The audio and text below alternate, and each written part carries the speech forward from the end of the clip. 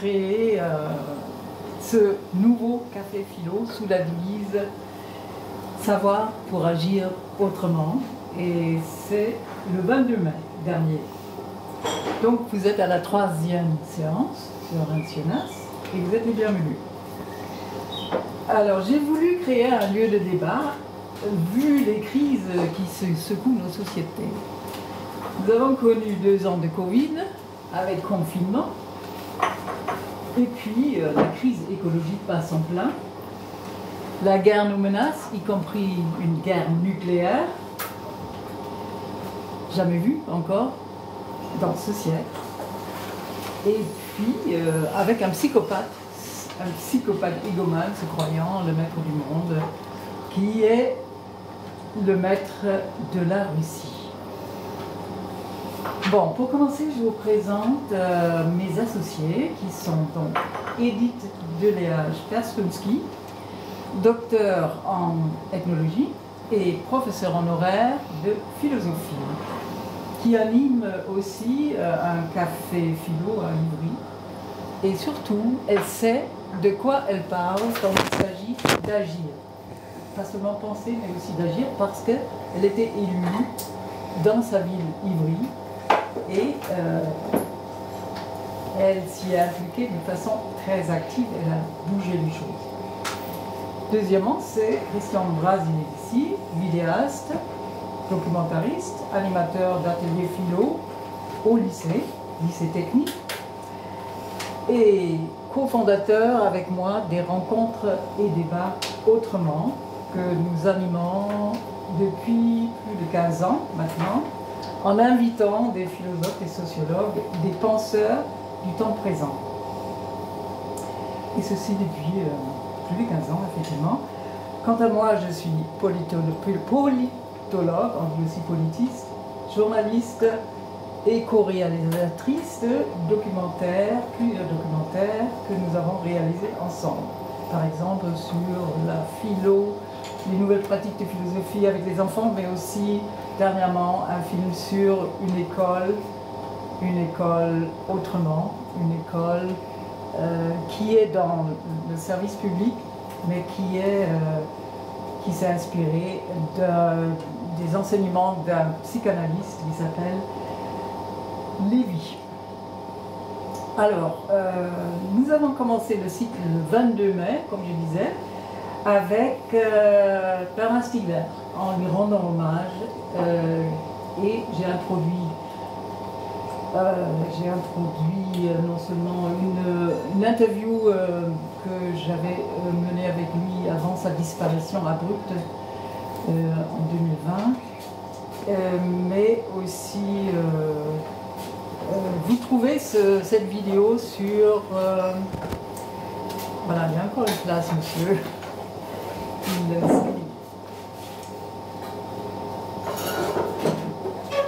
Sur notre site, sous la rubrique Café Philo, donc Café Philo, savoir pour agir autrement. Et puis nous l'avons continué avec la belle conférence de Edith Perstrunski sur Épicure. Épicure, philosophe écologiste avant la lettre. Et on vient de me dire qu'il est réédité. C'est un philosophe de l'Antiquité quand même. Et nous continuons aujourd'hui même avec le philosophe allemand Hans Jonas, internationalement connu pour son livre Le principe de responsabilité, dont Christian va faire l'introduction. Pourquoi avoir choisi ces 3 philosophes pour le premier cycle? Et d'ailleurs le cycle continue, je vous le dirai après, parce que tous les 3 ont mis l'écologie au cœur de leur pensée, et que l'écologie est un problème planétaire qui demande d'agir autant aux politiques qu'aux citoyens que nous sommes tous. Bernard Stiegler a créé en 2020, donc quelques mois avant sa disparition, l'association Génération Thunberg, donc d'après Greta Thunberg qui a lancé le mouvement Fridays for Future. Puis Épicure, philosophe de l'Antiquité, nous sollicite de mener une belle et bonne vie en harmonie avec le vivant qui nous entoure.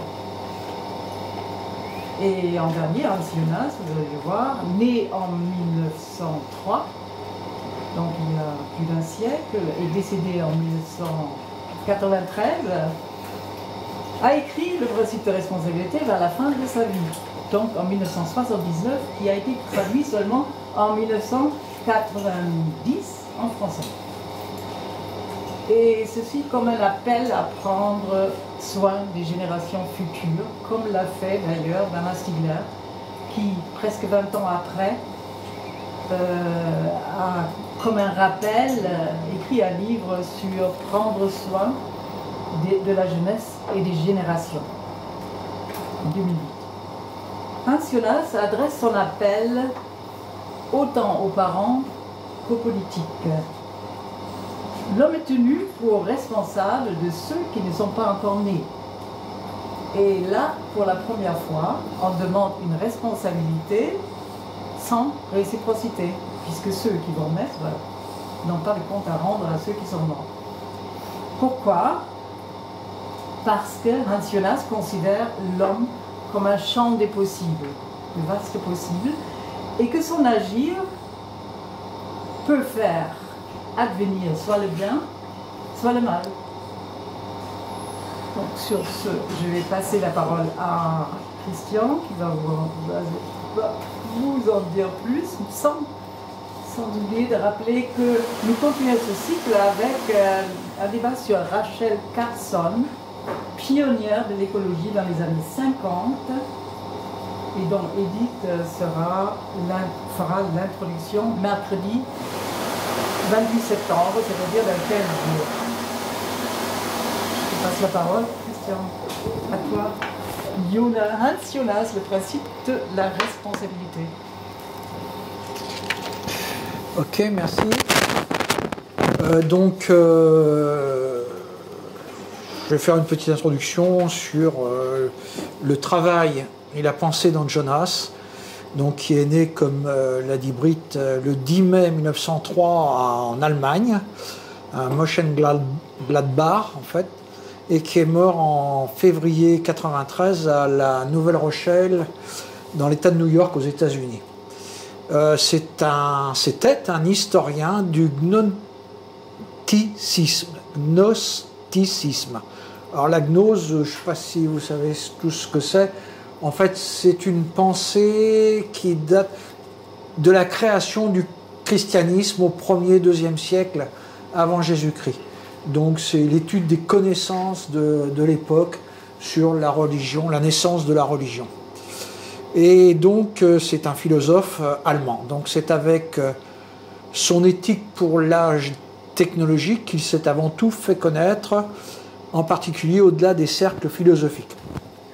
Donc cette éthique est développée dans son œuvre principale. Donc son œuvre principale, qui est la plus connue, effectivement, c'est le principe responsabilité, écrit en 79 et traduit en français en 90. Il est l'un des rares philosophes du XXe siècle à avoir réfléchi sur les problèmes environnementaux et les questions du génie génétique. Donc sa philosophie s'étend sur plusieurs plans, l'histoire des idées et des religions, dont la gnose, la philosophie de la biologie, la philosophie de l'esprit, l'éthique et métaphysique. Ses maîtres à penser ont été Husserl, Heidegger, Bultmann, Hartmann, Whitehead et Jaspers. Jonas a donc été philosophiquement formé et initialement au travers de l'approche phénoménologique. Il a connu Hannah Arendt sur les bancs de l'université au début des années 20 lors du séminaire dirigé par Heidegger à Marbourg, en Allemagne. Et si Arendt et Jonas ont, semble-t-il, suivi des voies philosophiques divergentes, il n'en demeure pas moins que de troublantes similitudes demeurent au sujet de l'anthropologie et de la philosophie de l'action développée par Jonas. C'est toutefois la philosophie de la liberté et du pouvoir qui définit le mieux la philosophie de Jonas. Jonas montre habilement dans la plupart de ses écrits que l'homme est un être de responsabilité, puisqu'il possède le pouvoir sur lui-même. Il a la capacité de se détruire ou de se perpétuer. Jonas est un philosophe de l'humanité et non pas de la nature. Ainsi, l'homme est doté de responsabilité parce qu'il est libre. Paradoxalement, au travers du faire et de l'agir, la responsabilité implique la destruction potentielle de l'homme. Si l'homme est responsable, c'est parce qu'il dispose d'une puissance susceptible de se retourner contre sa propre liberté.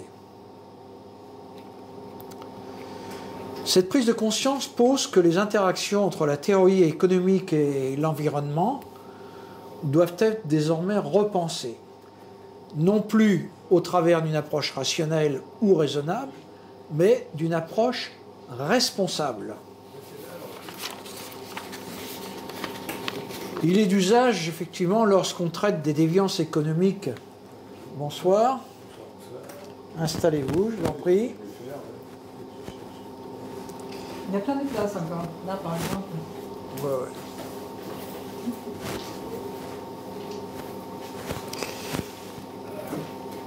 Donc je disais qu'il est d'usage lorsqu'on traite des déviances économiques à l'égard de la nature de proposer un principe de précaution, mais rarement un principe de responsabilité, même jamais d'ailleurs. Il ne suffit pas d'être précautionneux à l'égard de la nature, mais responsable vis-à-vis d'elle. Donc il s'agit de reconsidérer la responsabilité en tant que principe ontologique à part entière, et secondement en tant que vertu à l'égard de l'autre avec un grand A. Jonas explique qu'une nouvelle éthique est donc essentielle car elle doit faire face, d'une part, au pouvoir dévastateur de l'humanité et d'autre part, à la finitude de la nature. D'une part, la relation des parents envers les enfants représente l'archétype de la responsabilité et d'autre part, la responsabilité politique en est la forme la plus authentiquement humaine. Ça, c'est effectivement sur ces deux aspects que Hans Jonas a insisté sur les premières responsabilités. Il s'agit pour Jonas de se positionner sur le rôle que peuvent jouer les différents régimes politiques quant à la protection de l'environnement. Il préconise que toutes les sciences de la nature et de l'homme, de l'économie, de la politique, de la société, doivent conjuguer leurs efforts pour établir un bilan de la planète, avec des propositions en vue d'un budget équilibré entre l'homme et la nature. En substance, Jonas conçoit qu'une démarche ascétique serait faute de mieux la meilleure solution pour freiner l'augmentation exponentielle de la consommation et donc du gaspillage et in fine du pillage de la nature. Toutefois, l'auteur doute de l'efficacité réelle d'une telle démarche dans le terme et à l'échelle planétaire. Afin que la population soit consciente du danger imminent, il indique qu'il est nécessaire d'éprouver une certaine peur. Ça, on y reviendra parce que ça, c'est une de mes pensées réelles sur le sujet. La responsabilité morale s'impose de prendre en considération, au fil de nos décisions quotidiennes, le bien de ceux qui seront ultérieurement affectés par elles sans avoir été consultés. C'est-à-dire qu'aujourd'hui, hier, on a pris des décisions pour nos enfants, petits-enfants et autres à venir. Donc la responsabilité est complémentaire de la liberté. C'est le fardeau de la liberté propre à un sujet actif.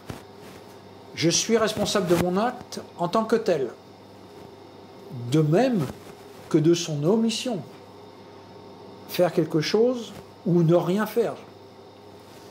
Ce dont je suis responsable, ce sont naturellement les conséquences de mon agir, dans la mesure où elles affectent un autre. La responsabilité est fonction de la puissance. C'est ainsi qu'avec la puissance s'accroît aussi la responsabilité.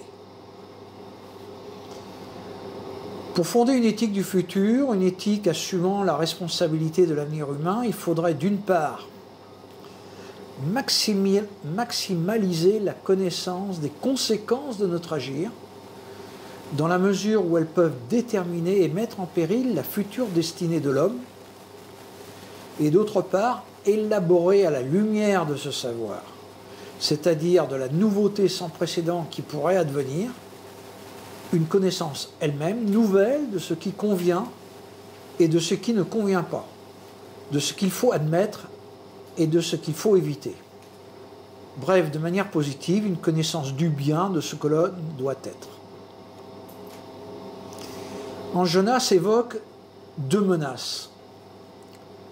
La première, c'est l'anéantissement physique par son potentiel de catastrophe proprement négative, comme la guerre atomique, ou actuellement, comme on peut le constater tous les jours, les effets du réchauffement climatique.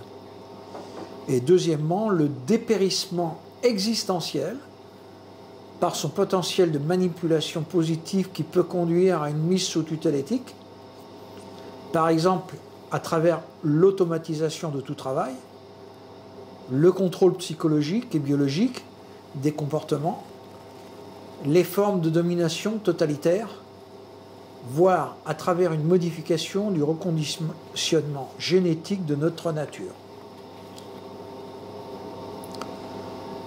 Le pronostic en forme d'avertissement, selon lequel la pression croissante d'une crise écologique mondiale entraînerait le sacrifice non seulement des niveaux de vie matériels, mais aussi des libertés démocratiques, jusqu'à ne laisser subsister finalement qu'une tyrannie prétendant faire œuvre de salut, lui a valu l'accusation de songer à la dictature pour mieux résoudre nos problèmes. Il a dit, en effet, qu'une telle tyrannie serait toujours préférable au désastre. Mais il se défend en précisant qu'il s'agit d'une confusion entre un avertissement et une recommandation. Donc, il n'a jamais recommandé un régime totalitaire, mais il a averti que ça peut arriver. Donc il dit pas que ce n'est pas se contredire que de souhaiter la survie physique au prix de la liberté. Donc ça, c'est un sujet qu'on a vécu ces 2 dernières années avec la vaccination, la liberté ou la survie. Il a déclaré que la liberté représentait la condition de la capacité de responsabilité. En fait, toutes ces questions qu'il avait posées dans les années 80 sont toujours d'actualité aujourd'hui. Qu'en pensez-vous ? Bon, pour commencer le débat, vous levez la main si vous voulez avoir la parole, l'intervention, si vous avez des questions, des commentaires ou des critiques. Des suggestions aussi.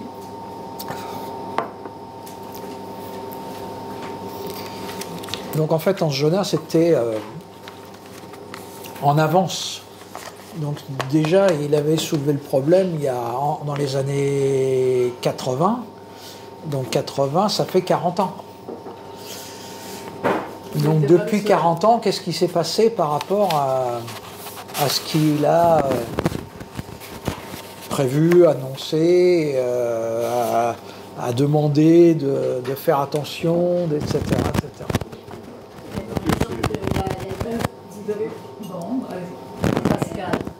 Quand on voit la déforestation amazonienne qui continue. Parlez bien fort. Excusez-moi.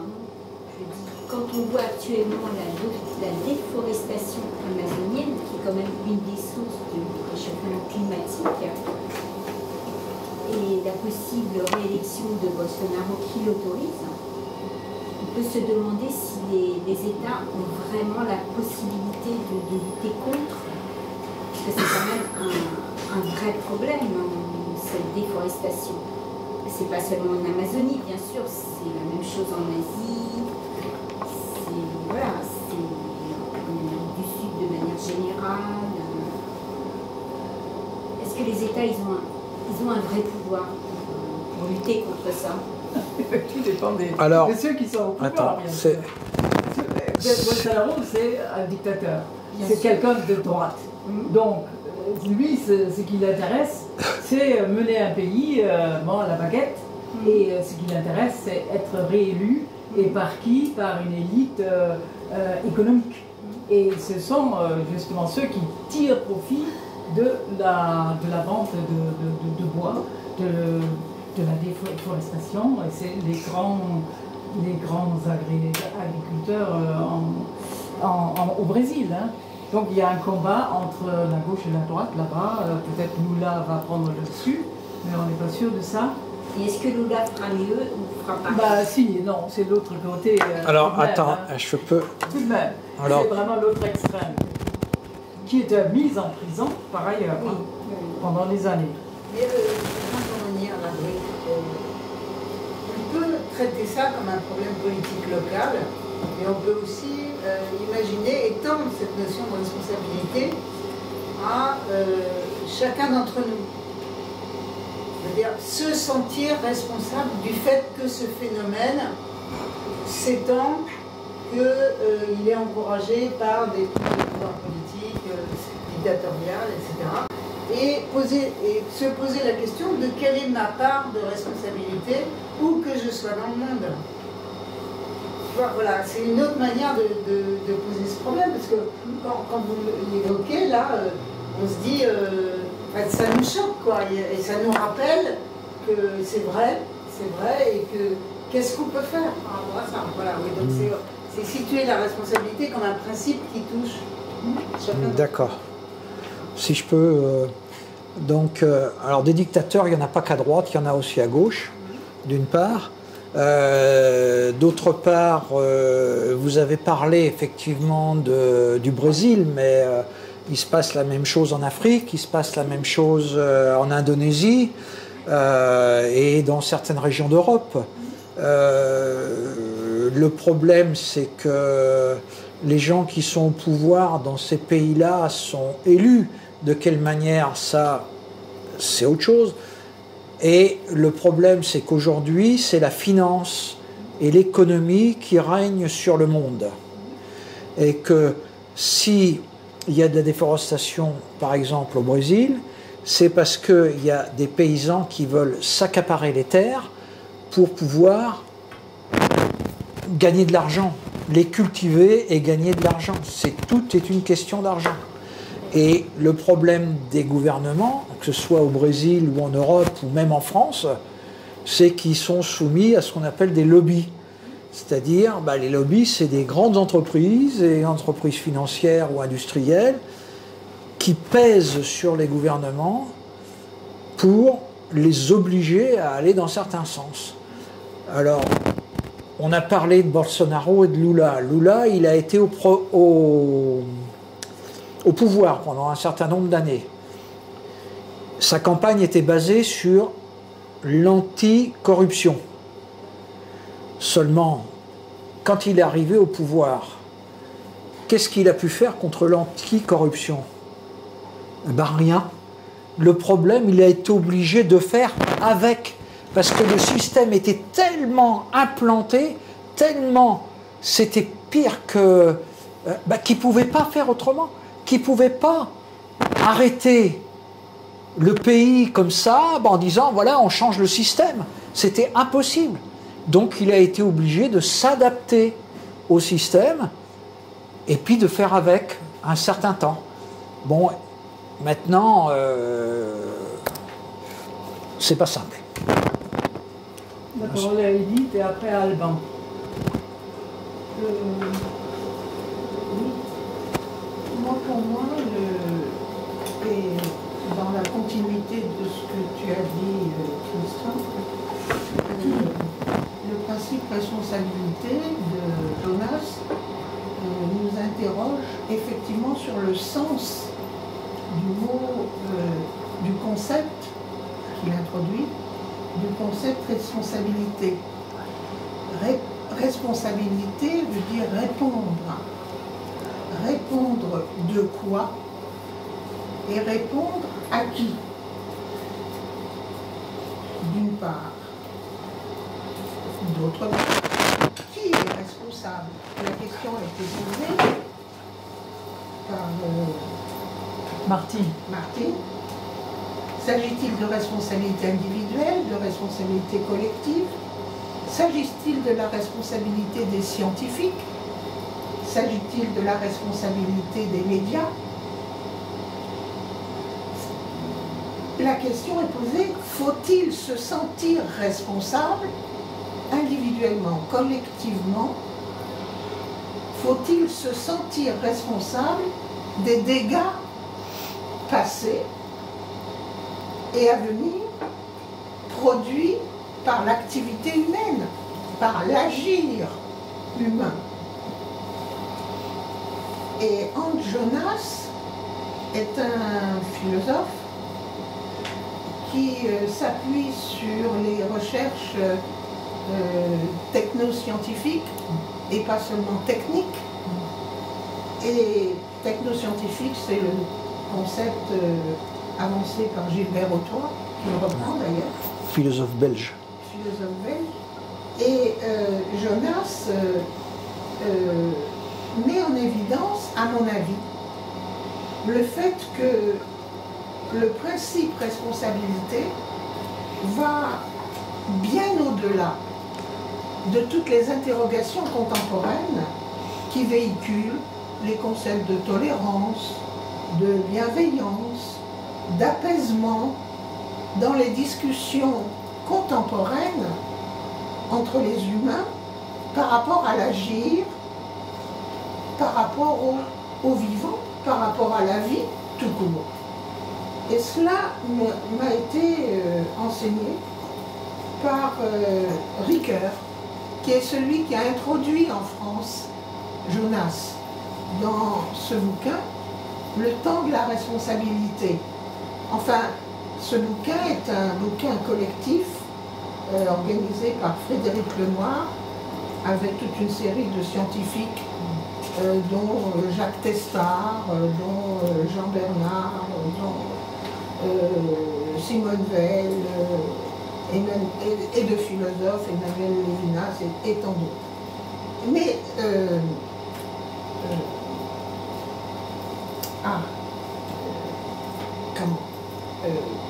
Ricoeur en fait la postface. Et dans cette postface, il explique qu'aujourd'hui, l'homme est confronté à une situation inédite dans l'histoire. Alors je ne développe pas. Pour la première fois, je cite, dans l'histoire de l'humanité est capable d'actions dont les effets dangereux sont de dimension cosmique.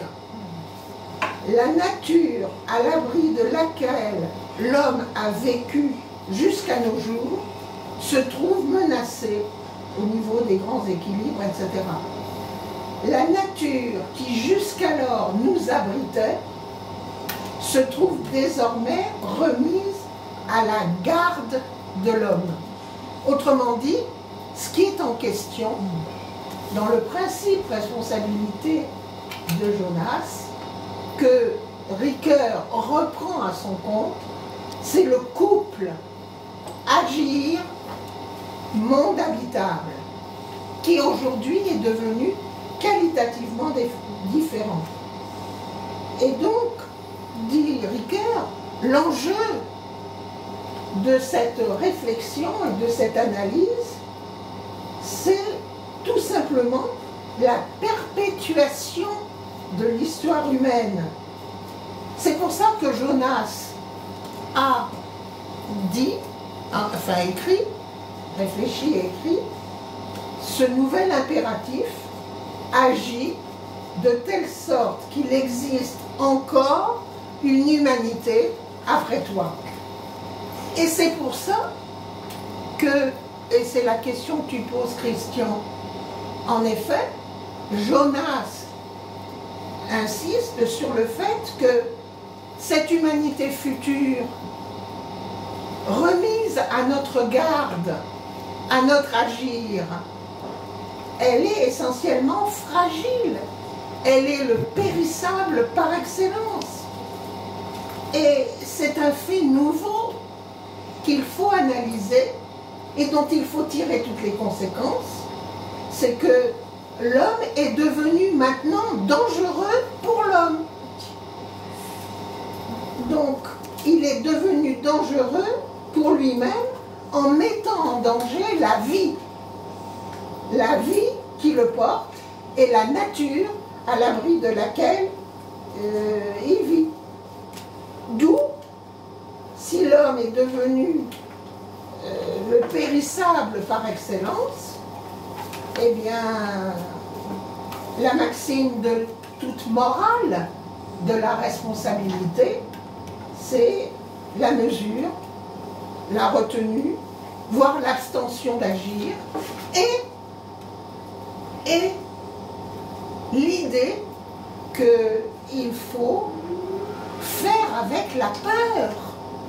Faire avec la peur, c'est-à-dire expliquer que, et c'est ce qu'il appelle l'heuristique de la peur, expliquer que les nuisances, les dégâts, les destructions possibles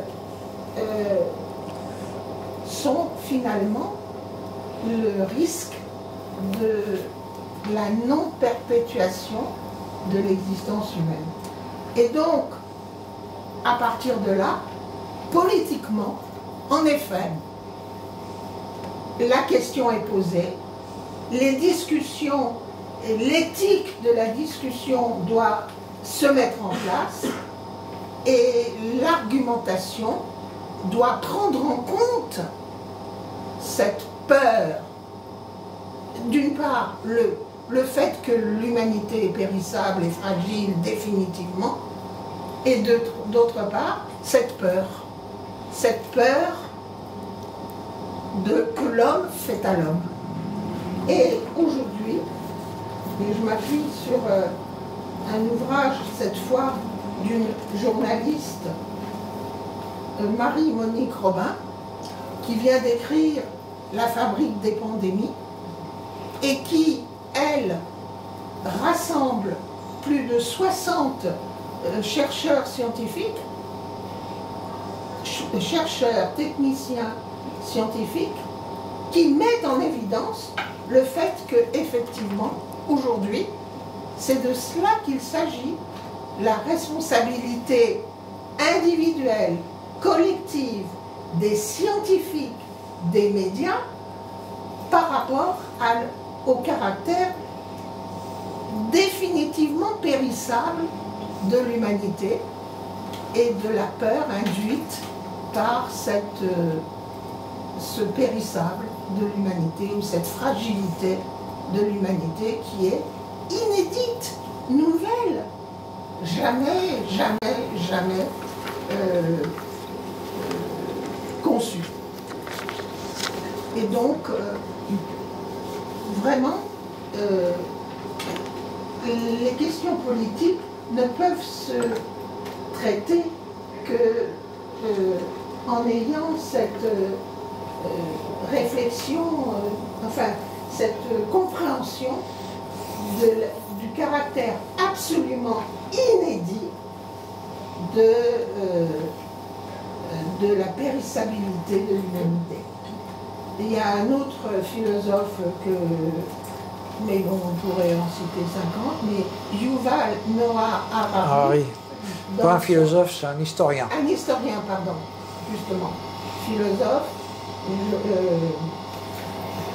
journaliste et historien, Yuval Noah Harari, dans les 21 leçons sur le 21e siècle, il reprend cette idée de la responsabilité telle que Jonas nous l'a proposée, qui n'a rien à voir avec la bienveillance, la complaisance, le désir d'apaisement, la tolérance, ni même, et Ricoeur insiste là-dessus, ni même simplement avec le concept de respect. Merci Edith. C'est là où, dans ton intervention, on voit le choc entre liberté et responsabilité aussi. Hein.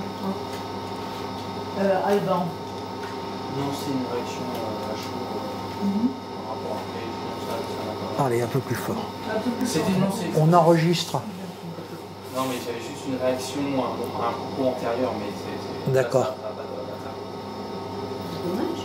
Bon, là, c'était par rapport à la déforestation, simplement, on a beau jeu de dire que c'est cibler des gouvernements, des États ailleurs, loin, mais ce qu'on a fait nous en Europe et en France, on a largement déforesté. Alors évidemment c'est moins spectaculaire puisque c'est sur un laps de temps beaucoup plus long, mais on a fait la même chose. Alors on replante, mais les forêts qu'on a eues à une époque n'existent plus, donc on a déforesté.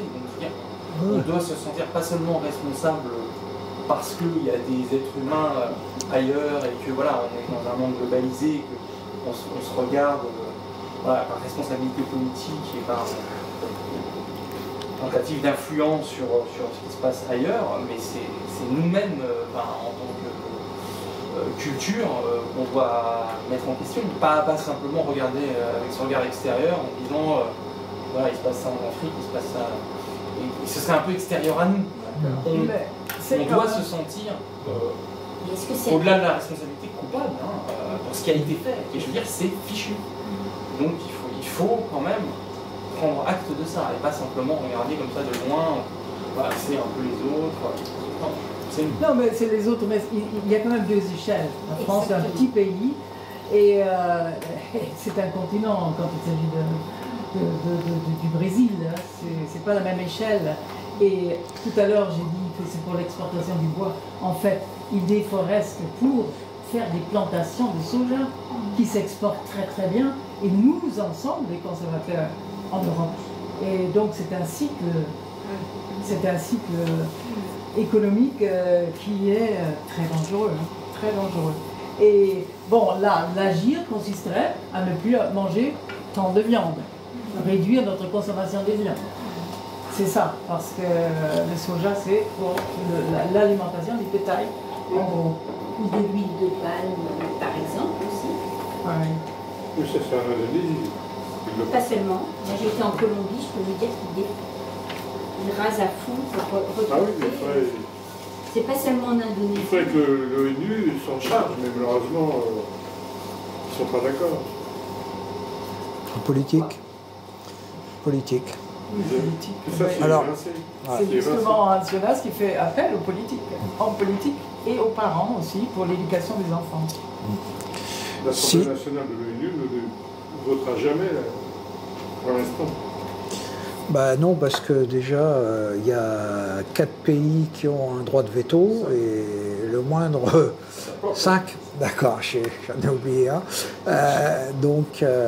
Ouais. Non, mais pour revenir à la peur, en fait, c'est clair que tous les grands événements climatiques qu'on vit ces derniers temps, la majorité sont loin de nous.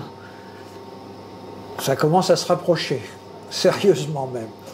Mais pour l'instant, nous les Parisiens, on n'est pas touchés, hein, à part la chaleur, 40 degrés, mais on arrive à s'en sortir. C'est pénible pendant quelques jours, mais bon, c'est pas très grave. Mais ceux qui subissent les tsunamis ou au Sahel, j'ai vu un reportage hier soir où il y avait une ville qui était envahie par le sable et tous les jours ils enlevaient le sable parce que le vent avait ramené du sable et la ville était en train de disparaître en fait. Donc ça va faire fuir les gens. tant qu'on n'est pas concerné, tant qu'on n'est pas affecté au plus près de nous, bah, on n'est pas prêt vraiment à faire de gros efforts. L'opinion publique ne bougera pas. Pardon? L'opinion publique ne bougera pas. Ben, non, mais elle est capable de... Les gens sont capables quand même de réagir quand il y a des gros événements, des très gros événements. Je me rappelle du tsunami qu'il y avait eu dans les pays d'Indonésie. D'un seul coup, il y avait eu des centaines ou des milliers de morts. D'un seul coup, les gens s'étaient sentis solidaires, ils avaient amené de l'argent pour la reconstruction, et en fait, ils en avaient donné trop d'argent. Mais on est capable quand même de réagir. Mais tant que ça ne nous touche pas, ça ne nous affecte pas au plus près, eh ben, pourquoi? Bon, on a un certain confort, on a une voiture. Je parle pour moi, hein, moi je ne suis pas parfait, hein, j'ai une voiture, j'aurais du mal à m'en passer. J'envisage pas de m'en passer. Peut-être que j'envisagerai la prochaine de prendre une électrique, mais encore je sais pas trop, parce que aujourd'hui il y en a qui disent que l'électrique bah, c'est autant polluant que les énergies renouvelables. Donc qu'est-ce qu'il faut faire? Attendre. Il y a un moment où il faut faire des choix, et puis être responsable, justement, responsable de ses choix. Faire ses choix en fonction de l'avenir de la planète. Mais bah, c'est pas simple, c'est pas évident. Et puis il y a un auteur allemand, Bertolt Brecht, qui a dit de toute façon la bouffe avant la morale. Hein. Voilà, tout simplement. Bah ouais, la bouffe avant la morale, c'est-à-dire que les gens d'abord, bah, ce qui les importe, c'est de pouvoir manger. Après, le changement climatique, c'est pas leur problème majeur pour ce qui la concerne. Enfin, on est au-delà. Hein. Dans la problématique, c'est pas simplement manger là, ce qui se passe. Quand même. Il y a une démesure. Bien sûr. C'est mettre les choses. Bah ouais, mais ceux qui ont une famille, ceux qui sont employés dans une usine ou même dans des bureaux, bah, métro, boulot, dodo. Parce qu'il y a pas autre chose aussi. Et vous savez, c'est pas. Moi, je opte souvent pour la loi des 80-20. Je pense qu'il y a 20% des gens qui sont motivés sur le sujet et 80% qui ne sont pas motivés sur le sujet et qui, en ce moment, ce qui les préoccupe, c'est la mort de la reine. Bon. Non, c'est plutôt le manque d'électricité. C'est plutôt ça. Oui. Ah. Le manque d'électricité cet hiver. Oui, voilà. Mais en Allemagne, on ne discute que de ça. Il y a quand même des raisons de s'inquiéter. Hein. Je ne suis pas complètement d'accord avec toi. On sent monter quelque chose aussi, et surtout chez les jeunes, et le phénomène d'éco-anxiété. ah, ça, oui. Alors l'éco-anxiété, comment on en parle aujourd'hui? Moi, ça me choque un peu la manière d'en parler, alors que moi, je suis psychologue de formation, mais je ne suis pas clinicienne. Mais on en parle comme d'un mal contre lequel il faut lutter individuellement en soignant les gens. Donc il y a des tas de psychologues qui reçoivent les éco-anxieux.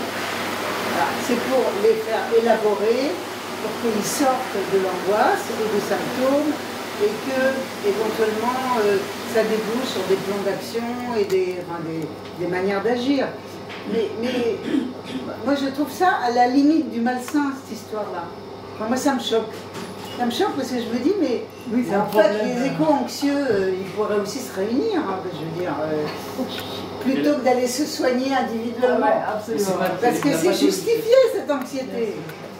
Sauf que le monde environnant encourage à intérioriser plutôt qu'à sortir et à exprimer la vraie peur qu'il y a là-dedans et le côté justifié et le réel de justification. Il faudrait effectivement leur recommander de s'inscrire à Extension Rébellion pour... c'est une association comme Fridays for Future où les jeunes agissent, c'est-à-dire ils agissent en manifestant contre ce qui se fait au point de vue écologique. Oui, Parce on que c'est subit. leur futur qui est en jeu. Levez la main si vous voulez. Pardon. On subit actuellement, c'est ça. Donc on n'a aucun moyen de contrer. Parce que Non, qui c'est vous on subit. Il y a des moyens, mais Il y a qui quand sont même des limités. Qui sont limités, c'est vrai. De toute façon, c'est toujours les États qui auront le pouvoir. Mais il y a quand même beaucoup d'associations aujourd'hui qui agissent et qui ouvrent les gens à ces problèmes. Il y a quand même beaucoup de jeunes qui c'est vrai. Mais le problème, c'est que ces jeunes sont d'un milieu intellectuel supérieur qui agissent et qui... Et donc il faudrait que C'est ça... un problème, je me demande. Ils peuvent Bah, aussi agir d'une En façon 68, intelligente. c'était vrai aussi. Hein. Oui, oui, bien sûr. Mais quand je dis c'est un problème, oui, parce que les autres n'ont pas la conscience de ce qui se passe.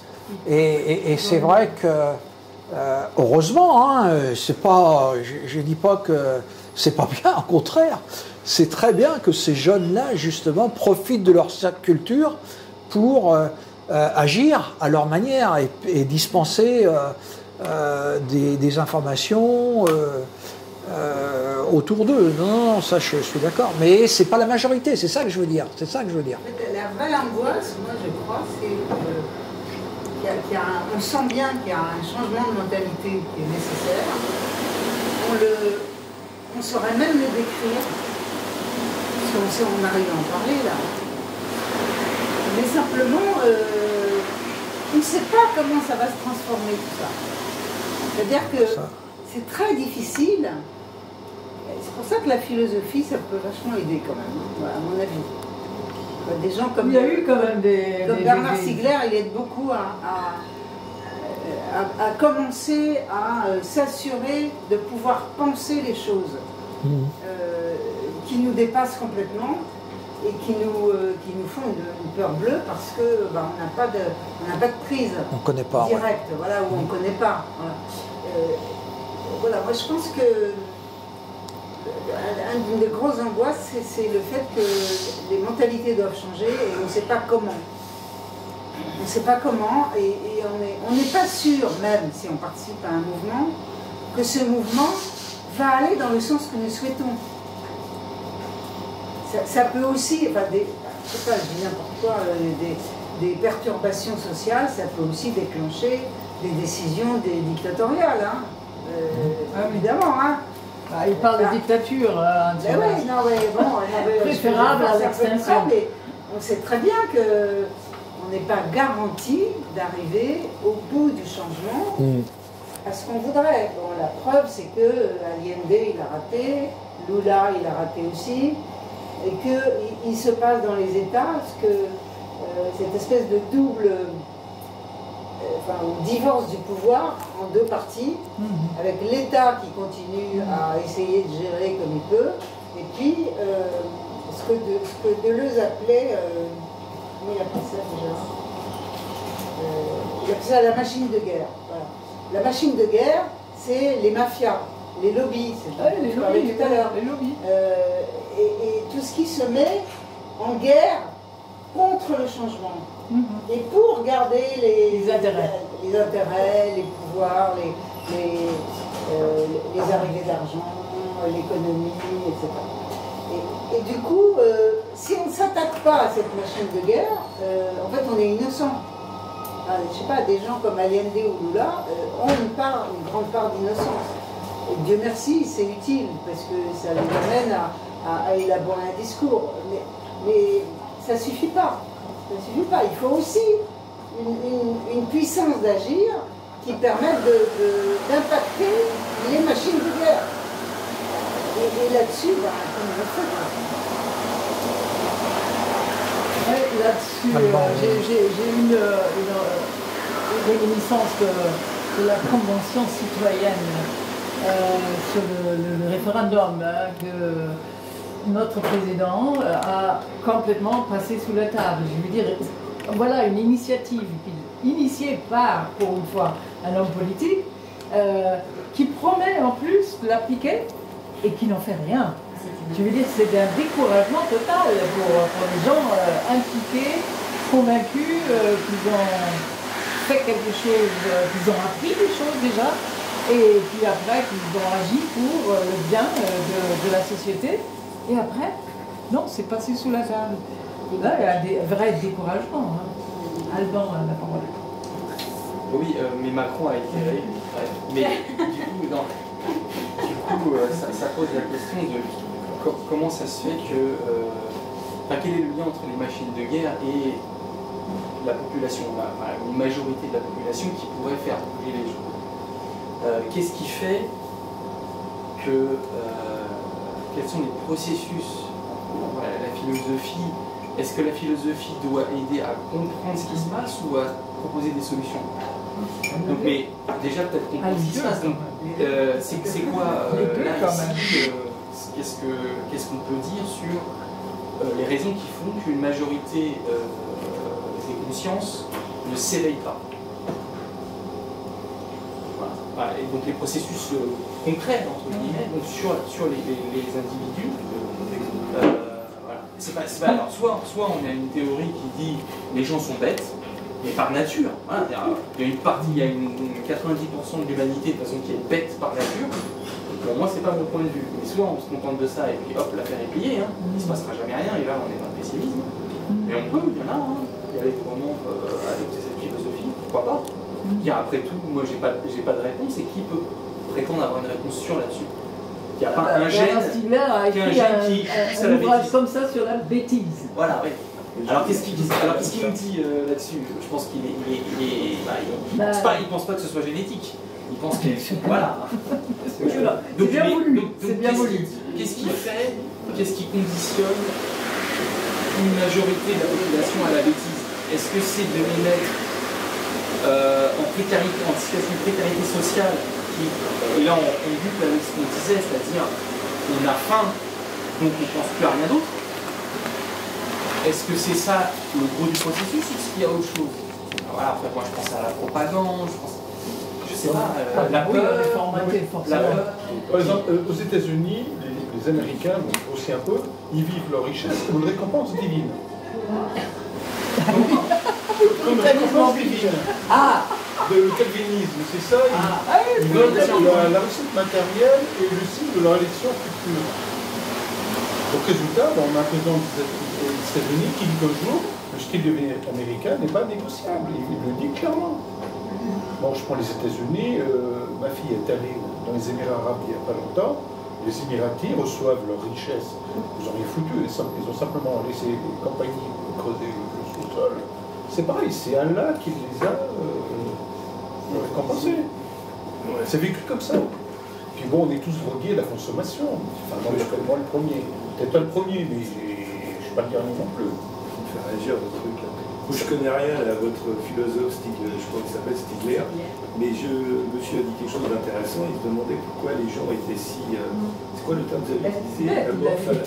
N'émergez pas à la conscience, je sais pas quoi. Oui, l'éveil. C'est pas dur, hein. Vous avez un exemple qui est très récent, où par la propagande de la peur et la 95% de la population, on leur a fait faire, à part moi, ce qu'on voulait. Et ben on leur fait faire la même chose pour le reste.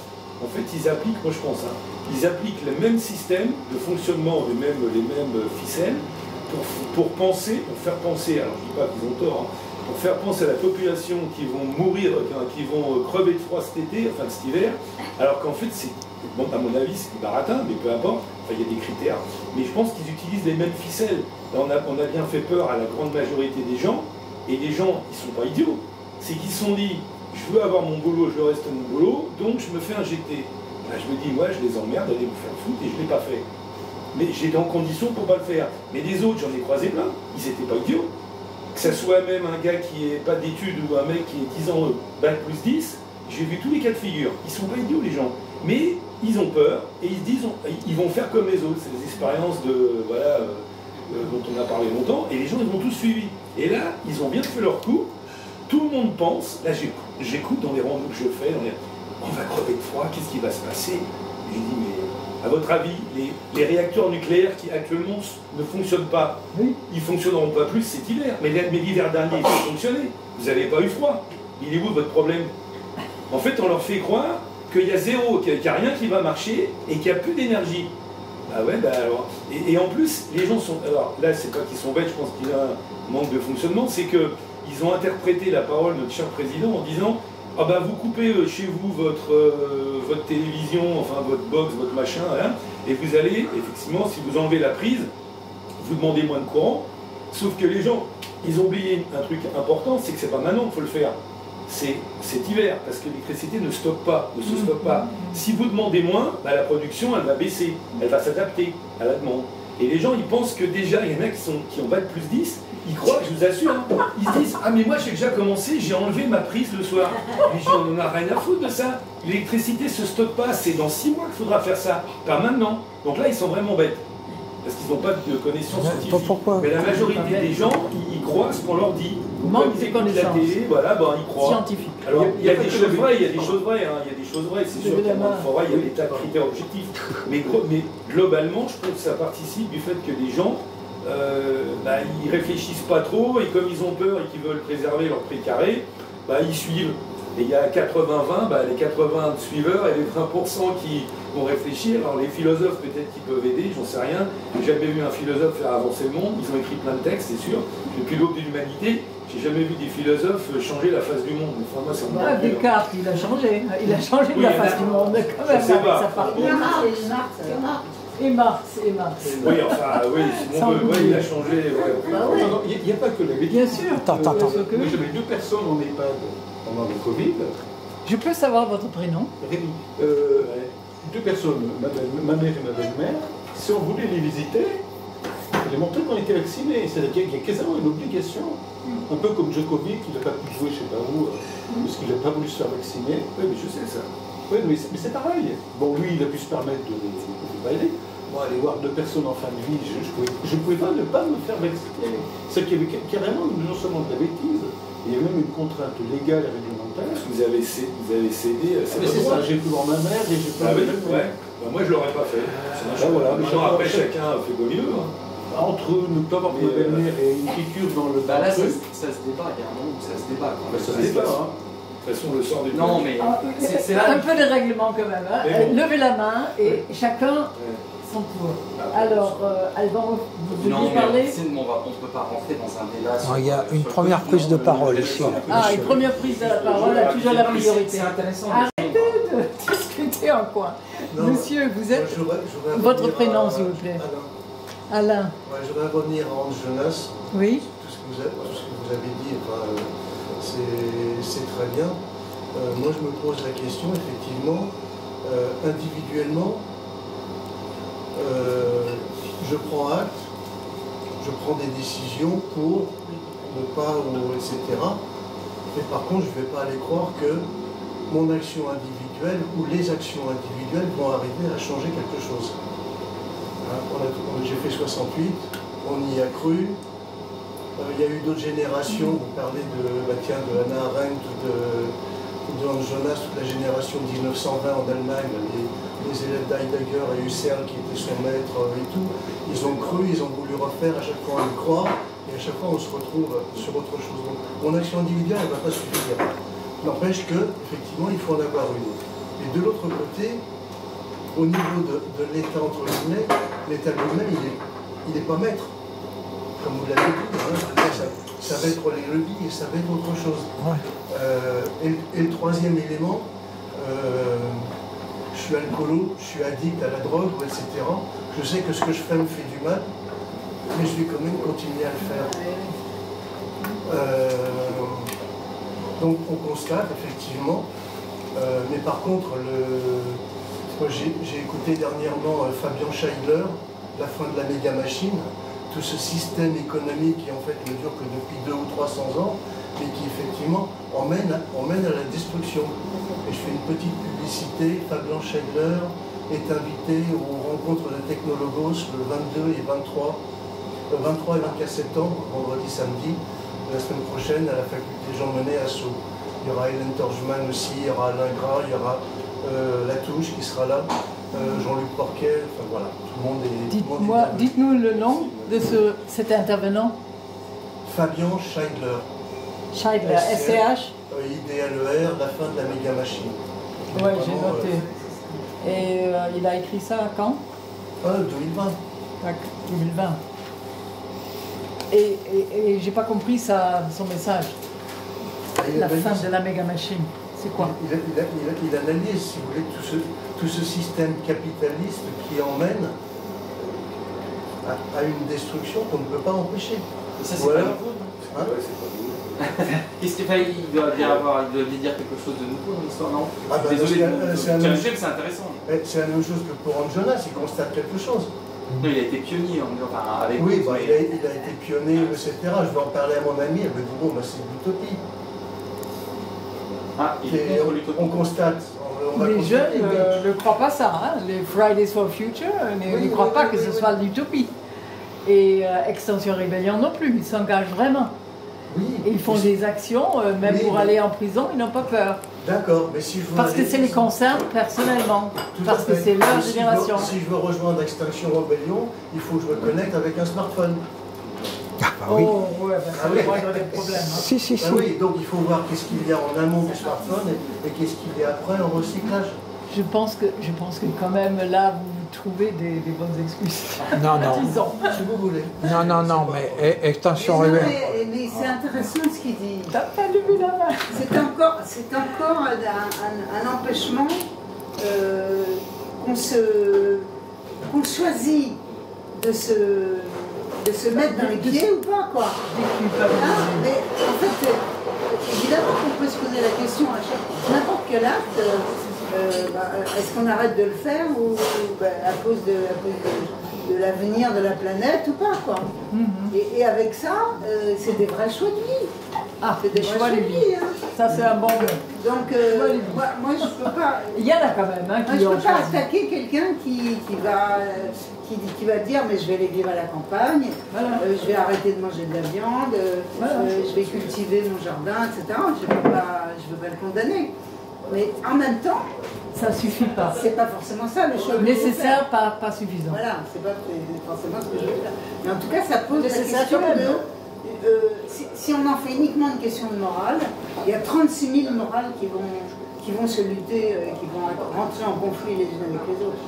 Ah non, il y a quand même des priorités. Hein. Et la priorité, c'est quand même notre survie, l'espèce humaine. Mais c'est pas si simple, oui, quand même. C'est pas si simple. Hein. Mais est-ce qu'on peut penser la fin de notre espèce?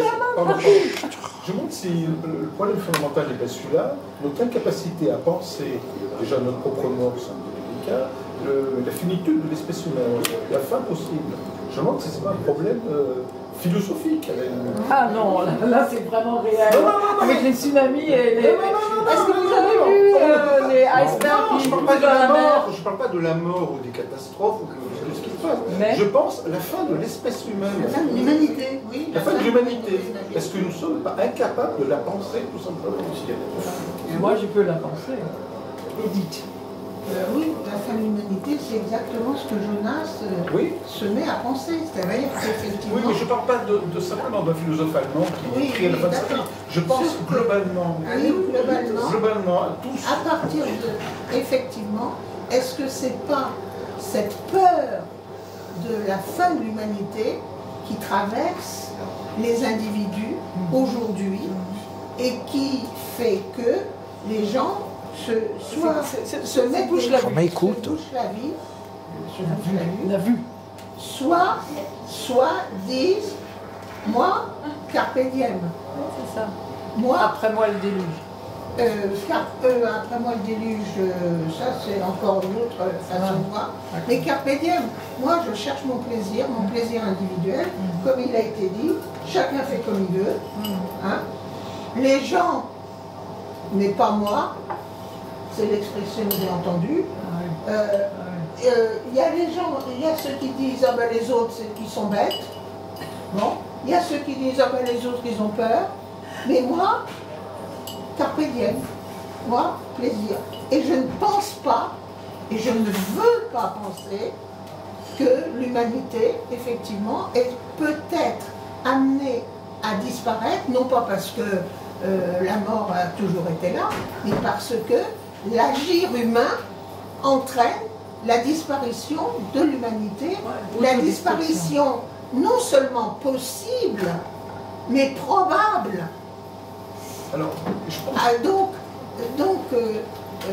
Quand vous dites bon ben on subit, oui bien sûr on subit, d'où quel est le rôle des scientifiques, quel est le rôle des philosophes, quel est le rôle des idéologues, quel est le rôle des psychologues qui disent ah ben je me contente pas de soigner l'anxiété, mais peut-être qu'ensemble, nous psychologues, on peut apporter la pierre à un mouvement d'ensemble. Je veux dire par là, c'est au-delà même de la fin physique. Il ne faut pas l'interrompre, il faut lever la main. Elle n'avait pas fini. Bon, Freud avait parlé des blessures narcissiques de l'humanité, à savoir il y avait Copernic, la Terre n'est pas au centre du monde, Darwin, une espèce parmi d'autres, et Freud lui-même n'est pas au centre de nous-mêmes, et tout comme ça. Je me demande si ça pas une blessure narcissique morale que nous ne voulons pas voir, à savoir que nous sommes en train de nous suicider, de nous tuer nous-mêmes. Moi je pense qu'il y a quelque chose de ce type-là. Oui, c'est ça, oui. C'est ce que Jonas... J'ai fait du Jonas sans savoir. Oui, mais il ne s'agit pas de faire du Jonas ou de pas faire du Jonas. Il s'agit de se demander, comme Jonas, et qu'est-ce qu'on peut faire? Quel agir aujourd'hui pour répondre à cette situation inédite? Voilà. Alors, il y a ceux qui disent, ben moi, je fais... Moi, carpe diem. Moi, je me fais plaisir et puis là, je m'en fous. Et il y a ceux qui disent, ben, je vais peut-être essayer, mais autour de moi, qui c'est qui veut essayer avec moi? Qui c'est qui veut faire avec moi? Voilà. J'aurais deux mots d'ordre. Pardon, il y a Martine. C'est montrer la voie et sauver l'honneur. C'est ma seule mise aujourd'hui. L'honneur de quoi? Je peux intervenir? Je peux intervenir? Oui. Ah, merci. Oui, je veux revenir sur est-ce qu'ils sont bêtes? Non, ils ne sont pas bêtes, mais ils ont d'autres préoccupations. Les gens, personne n'est bête, mais ils ont un manque de culture, un manque de connaissances. Et bon, ils n'ont pas envie de l'acquérir parce qu'ils ont d'autres préoccupations, tout simplement. Et je ne pense pas que les gens, dans la majorité, sont bêtes. Monsieur disait, oui, bon, il retire sa box, ça sert à rien. Mais si, ça sert. Ça lui sert parce qu'à la fin du mois, à la fin de l'année, il paiera moins cher. Il consommera moins, donc il paiera moins cher. C'est une petite économie, peut-être. Mais rajouter aux autres, je ne sais plus, c'était ce midi ou avant-hier, ou hier midi, où il détaillait, hop, ça, si vous débranchez votre box, vous économisez 30 € à la fin de l'année. Si vous faites ci, vous économisez. Et au total, on arrivait à 300-400 € à la fin de l'année, en faisant des petits gestes. Mais bon, c'est vrai que c'est des gestes bons pour la nature, mais bons pour nous aussi, là, dans ce cas-là. Hein, c'est économique. De toute façon, l'argent, c'est quand même le nerf de la guerre. Hein, c'est à partir du moment où on touche au portefeuille... bon, voilà. Puis bon, moi, enfin personnellement, j'ai entendu ce midi, il parle d'augmentation de l'électricité l'année prochaine de l'ordre de 10 à 12%. Mais bon, c'est rien, 10 à 12%. Enfin, c'est rien, c'est pas rien. Mais je veux dire, c'est pas énorme. C'est pas ça qui va faire bouger les gens. Ils vont, bon, ils iront une fois en moins au restaurant par mois. Mais bon, ça va pas les mettre sur le carreau, ou très peu. Il y aura toujours des exceptions. Je veux jamais généraliser parce que il y a toujours des cas extrêmes qui font que... Voilà. Pour revenir à la responsabilité,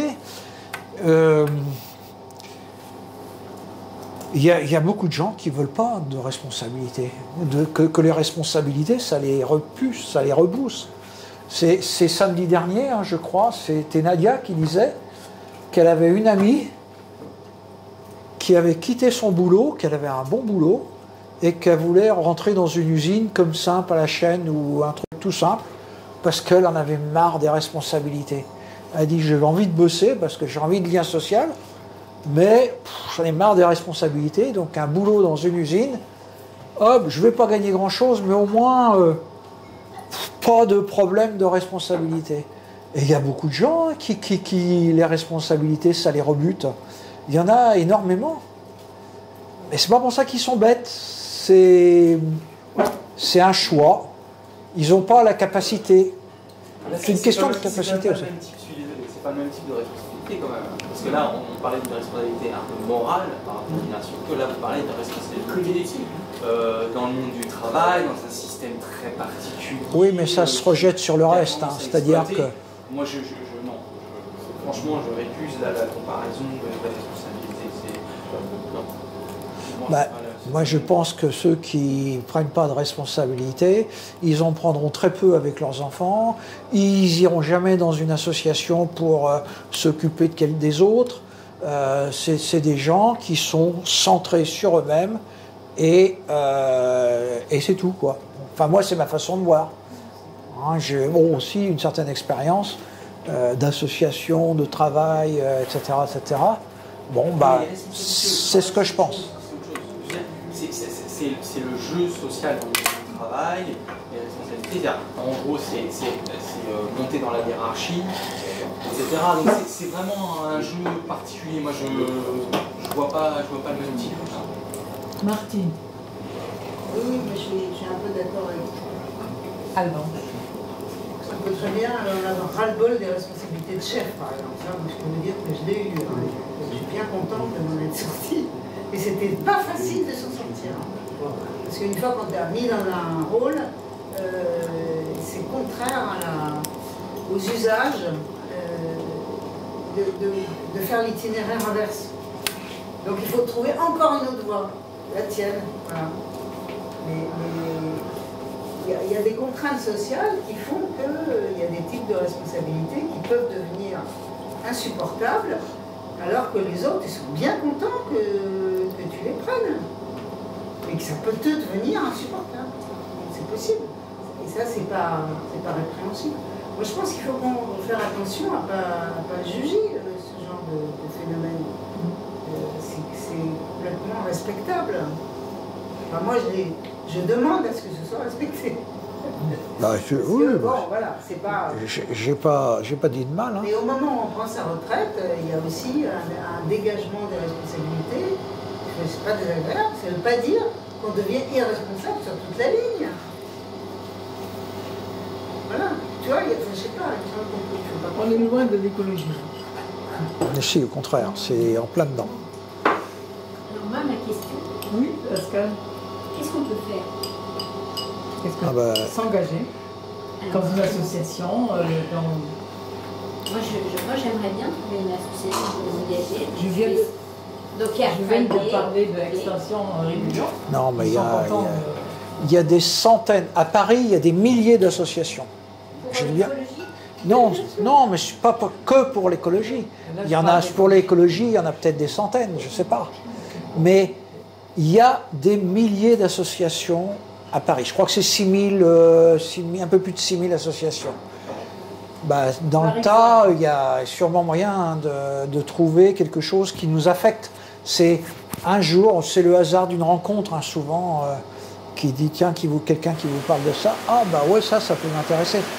Mais bon, c'est pas facile de trouver quelque chose qui soit... Parfois, c'est sous notre nez. Par exemple, Pascal, nous habitons près du canal Saint-Martin, bassin de la Villette.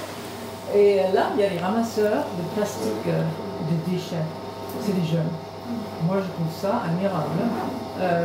Bon, c'est un acte, mais en même temps, ça peut entraîner d'autres actes. Et, je trouve que même les mégots sont ramassés. Oui. Moi, je me demande si on a parlé de peur, mais si c'est pas plutôt une détresse extrême qui va obliger les gens justement à avoir un comportement responsabilité. Conscientisation. Je me pose la question. Oui, mais il faut un choc, il faut un élément déclencheur. Et qu'est-ce qui va déclencher? Dans le questionnement philosophique, on est obligé de passer par là. La réflexion et le questionnement philosophique nous rappelons justement. Ou alors les catastrophes. Les catastrophes. Ça nous oblige à conscientiser. C'est pas le fait de dire à moi est venu, voilà. Voilà.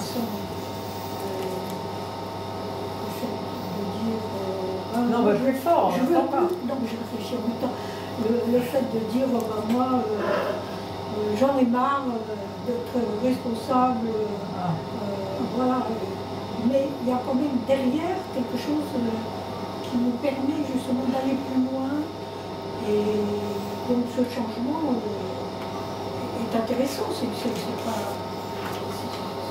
pas irresponsable, c'est une autre responsabilité plus consciente. Ce que vous avez donné comme exemple tout à l'heure, c'est ça intéressant. Moi j'ai une question là au public. J'ai entendu dire ce soir, donc oui, la philosophie, ça ne va jamais résoudre les problèmes. Je voudrais savoir, les uns et les autres qui ont émis ce jugement très péremptoire et définitif, apparemment, ça avait l'air très définitif, la philosophie magique. Pourquoi vous venez dans un café philo? C'est une bonne question. Ouais. Une bonne question, mais remarquez, vous avez commencé par dormir. J'y ai pas mis les pieds depuis au moins 7 ou 8 ans. Et non, mais les philosophes, ils sont très très bien. Il y a des philosophes à toutes les époques. Mais ils ont peut-être participé avec certains de leurs préceptes, enfin de concepts, à aider des politiques à mettre en place justement des manières de gérer la cité. Mais eux-mêmes, j'ai jamais vu des philosophes, enfin si vous considérez Marx comme un philosophe qui a bougé la société, c'est pas lui qui l'a bougé, c'est des politiques, des hommes politiques qui ont utilisé ces concepts, sa manière de penser, pour établir un mode de société. Mais à partir de ces idées. Voilà. Mais il y en a combien dans l'histoire depuis 3 millions qui ont fait ça? Vous les comptez sur le doigt d'une main, quoi. Je sais pas. Il y a pas beaucoup. C'est un effet de loupe, ça dépend de quelle échelle. Voilà. Et il y a plein de. Enfin, voilà, il y a tous les philosophes. Aujourd'hui, Bruno Latour, on voit qu'il est super influent, il influence beaucoup les mouvements justement écolos, enfin voilà, aussi. C'est un effet d'échelle, c'est tout, ça dépend à quel. Voilà, après, il y en a qui ont vraiment eu des répercussions à large échelle, mais il faut y croire, ça, justement, au rôle de la pensée, je pense, même à des échelles, on ne voit pas aujourd'hui, et voilà, Jonas, ce sont des précurseurs. Voilà. Ce sont des précurseurs qui ont vu loin et qui ont vu vrai. Il y a des Machiavel. Parce que si on pense qu'on est uniquement, enfin, si on pense que c'est uniquement les passions qui changent le monde, c'est vrai que ça joue, hein, les passions, les colères, par exemple, les grandes révoltes, les engouements aussi, les modes, ça gouverne le monde tout ça. Mais heureusement qu'il y a aussi les idées quand même, et les pensées. Et les idées et les pensées gouvernent aussi le monde parfois, quoi. Moi, je suis contente de le croire. Sinon, on est mal parti. Effectivement, les cadres de vie, nos cadres de vie, nos lois, tout a été changé par les philosophes. Je veux dire, comment on est arrivé à l'ONU, l'Organisation des Nations Unies, comment on est arrivé, après la guerre, à des lois mondiales de non-criminalité, des crimes publics, etc. Encore que Poutine s'en fiche aujourd'hui, mais elle existe. Et au nom de ces tribunaux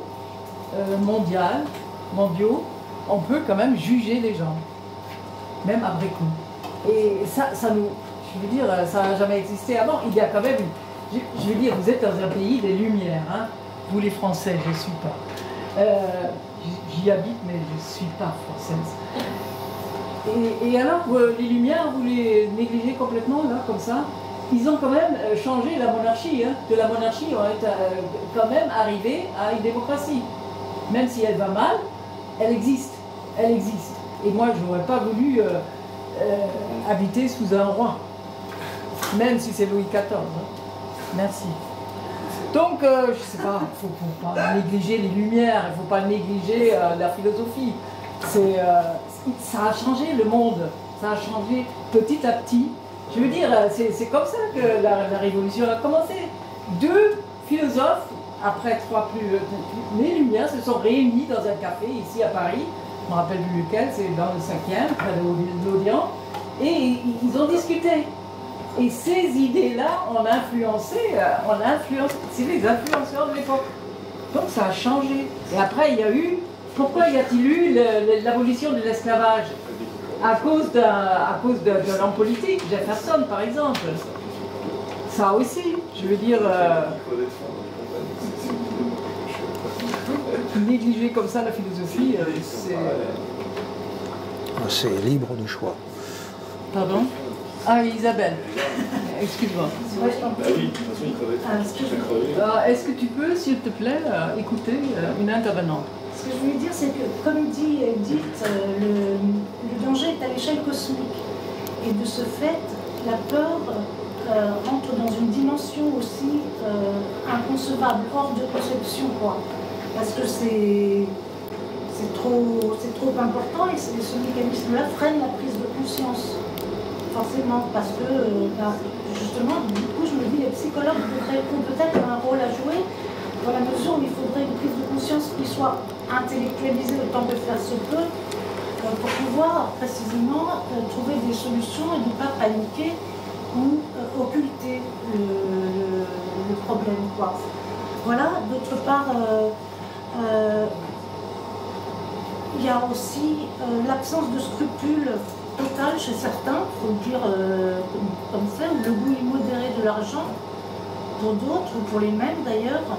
Je pense qu'il y a... Alors, dans ta présentation, tu disais que Jonas parlait d'un diagnostic, une sorte de diagnostic planétaire.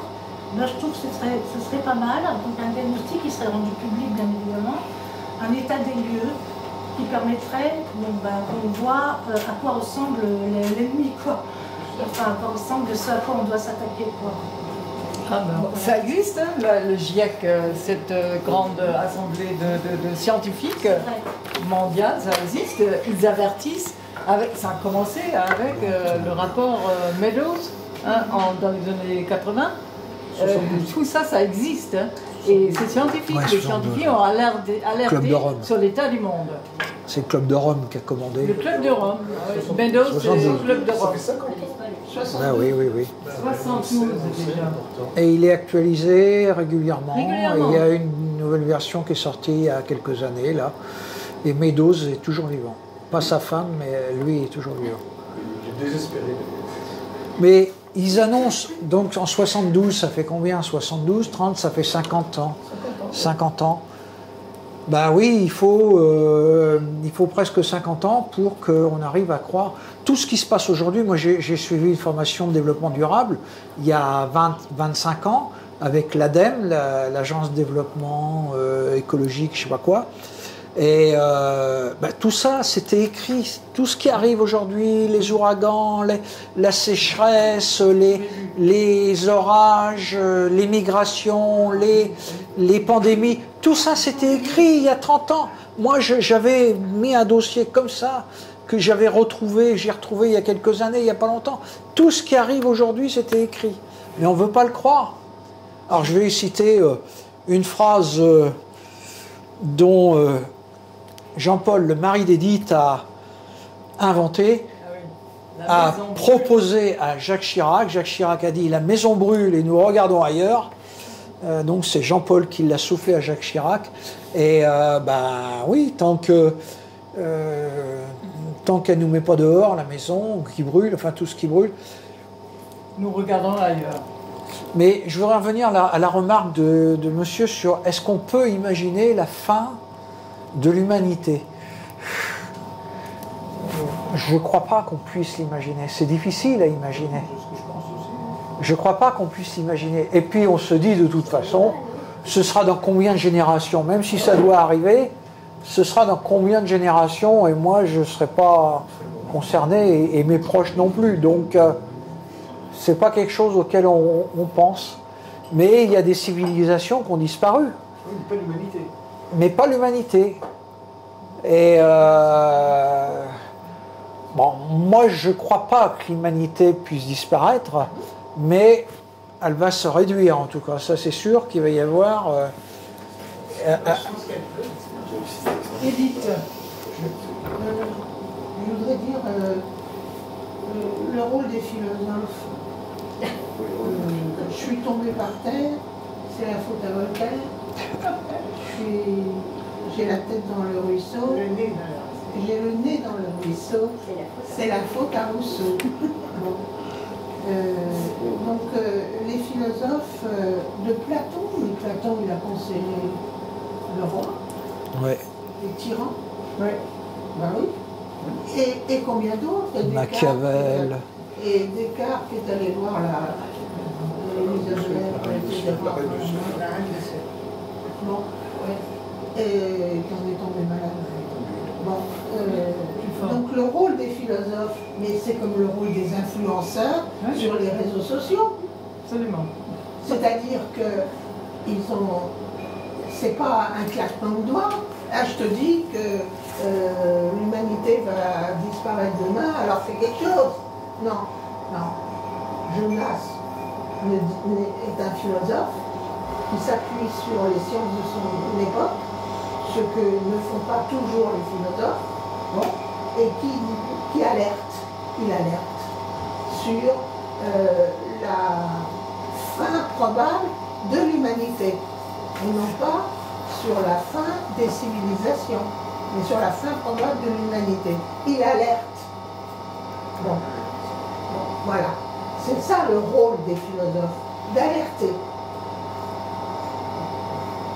Et non pas de dire, voilà, c'est ce que vous devez faire. Non, il alerte. Et les politiques entendent ou pas l'alerte. Bon. Un. Deux, en ce sens, certains proposent de l'utopie, ce qui n'existe pas, utopos, de l'utopie, et ils disent, ils font savoir aux gens, comme vous disiez tout à l'heure, aux gens, à tous les gens, et bien essayer que ce qui est utopique, ce qui n'existe pas, se réalise. Mais pour ça, il faut que vous ayez conscience. Alors effectivement, tu as raison de dire que c'est un mouvement de conscientisation qui peut se faire, alors soit individuel, mais aussi collectif. Bon. Alors il y a des associations, il y a des mouvements politiques, il y a des associations qui ne sont pas forcément politiques, qui développent cette conscience collective. Bon. Alors ça a été 68, et aujourd'hui il y en a. Bon alors il ne faut pas dire tel ou tel, mais prendre conscience, se dire, eh bien Jonas nous alerte, eh bien dans qu'est-ce que je vais faire? Qu'est-ce que je vais faire? Comment je vais agir? Non pas individuellement seulement, mais collectivement. Et en ce sens, moi je suis frappée par le rôle non seulement des philosophes, mais des scientifiques. Enfin, à la télé, depuis 2 ans, avec la pandémie, etc., aujourd'hui avec la guerre en Ukraine, etc., et avec ce qui se passe au niveau cosmique, les scientifiques ont un rôle fondamental. Bien sûr. Fondamental. Ça ne s'invente pas. Et aujourd'hui, je connais, par mon petit-fils, n'importe, effectivement, des mathématiciens qui travaillent sur la fonte des neiges. Ils travaillent sur la fonte des neiges. Donc, ça veut dire quoi? Ça veut dire qu'effectivement, alors vous allez me dire, ouais, on ne les connaît pas, et puis de toute façon, où est-ce qu'ils posent dans leur séminaire, voilà. Mais ça a des effets sur la société. Ça a des effets à la condition que, effectivement, vous ne disiez plus, ça c'est les gens et pas moi. À la condition que vous disiez, moi des idées. Peut-être. Ouais. Je vais faire. Savoir et agir. Oui, et s'emparer des idées. Et Spinoza, un autre philosophe, portugais, celui-là, il a consacré sa vie à la philosophie, il n'a fait que ça, mais il nous a influencés parce que la capacité d'agir, c'est son conatus, la capacité, donner aux gens la capacité d'agir, c'est lui.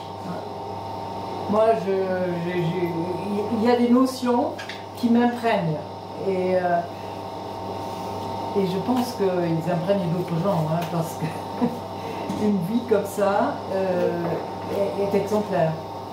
Martine, tu vois. Oui, alors je trouve que c'est très séduisant, savoir et agir.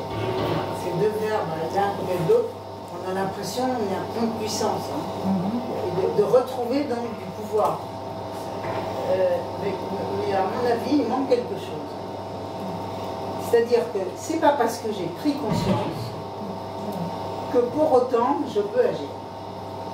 Entre la prise de conscience ou l'accumulation de connaissances, le développement d'une pensée, etc., et le fait d'agir, il faut quand même que j'arrive à poser les problèmes et à me les poser à moi, par rapport à moi, puis par rapport à la famille, mon groupe d'appartenance, le peuple auquel j'appartiens, les politiques pour lesquels je vote ou je vote pas, etc. Il y a donc plein de points de vue possibles pour poser les problèmes.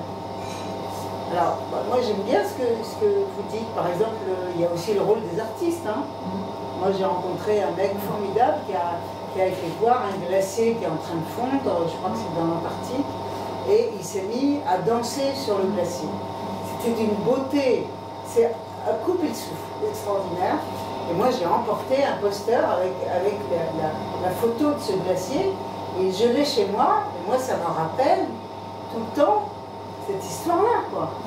Et ça m'aide, c'est émotionnel, mais il y a une action émotionnelle qui est forte, quoi.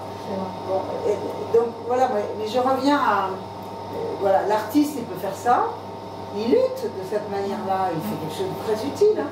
Mais moi, bon, qu'est-ce que je vais faire? Il faut que j'arrive, avant d'aller voir des associations, il faut quand même que j'arrive à me poser les problèmes de mon point de vue, ou d'un point de vue sur lequel j'ai prise.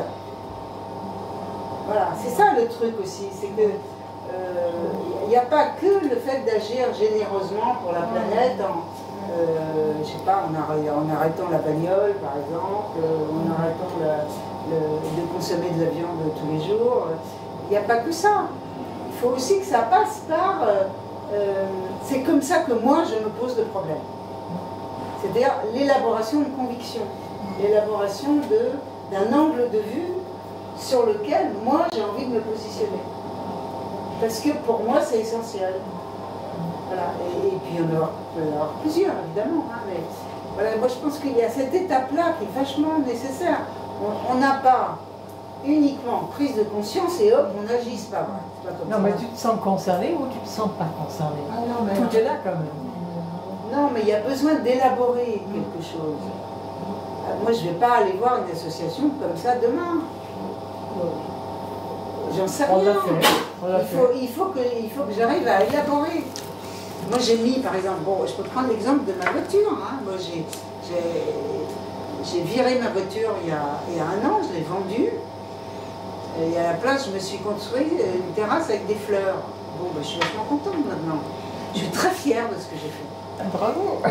Je suis fière, mais n'empêche que le temps que j'ai mis à vendre ma voiture, alors qu'elle ne me servait plus, j'ai mis un temps fou quand même. Il a fallu que j'élabore. Il a fallu que je mette ça en problème pour moi, et qu'il y a un moment où c'est devenu insupportable. C'est un peu comme arriver à arrêter de fumer, c'est un peu la même chose. Il y a un moment où ça devient insupportable. faut que je fasse quelque chose, là, ça suffit.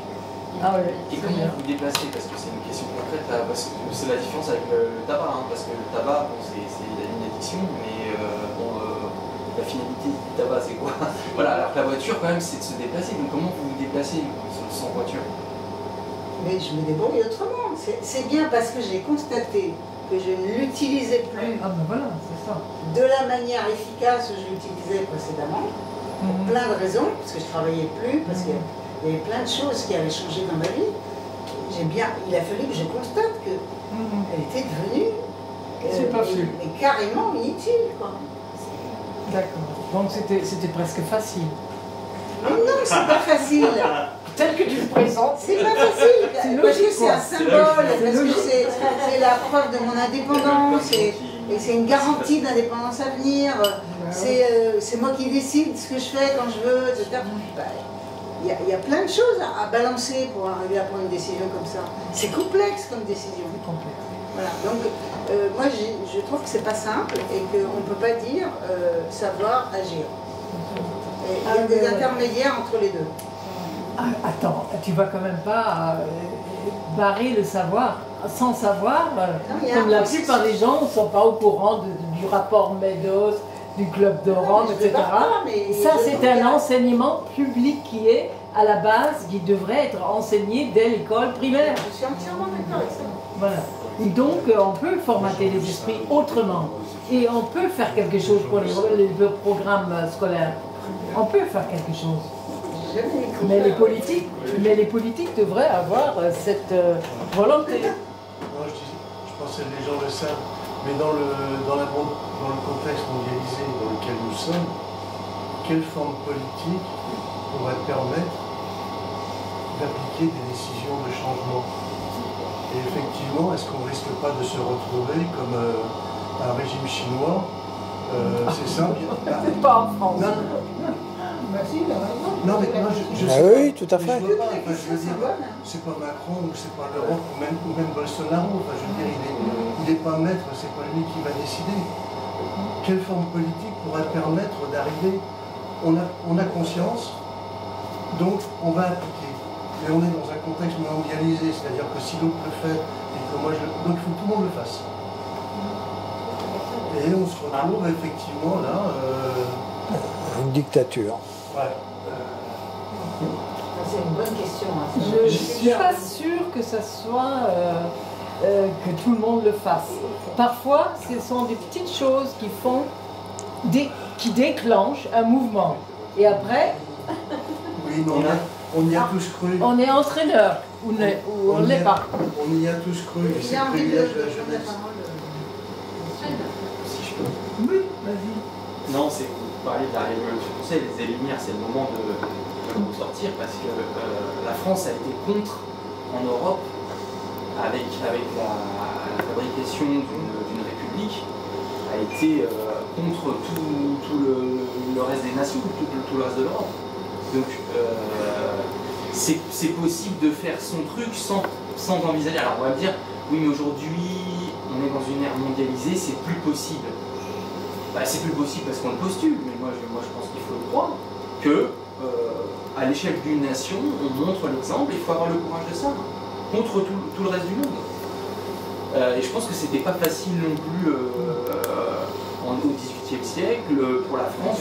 Elle s'est fait agresser militairement par le reste de elle avait tout le reste de l'Europe à dos. Hein. Et on a tenu, la France a tenu là-dessus, la République a tenu là-dessus.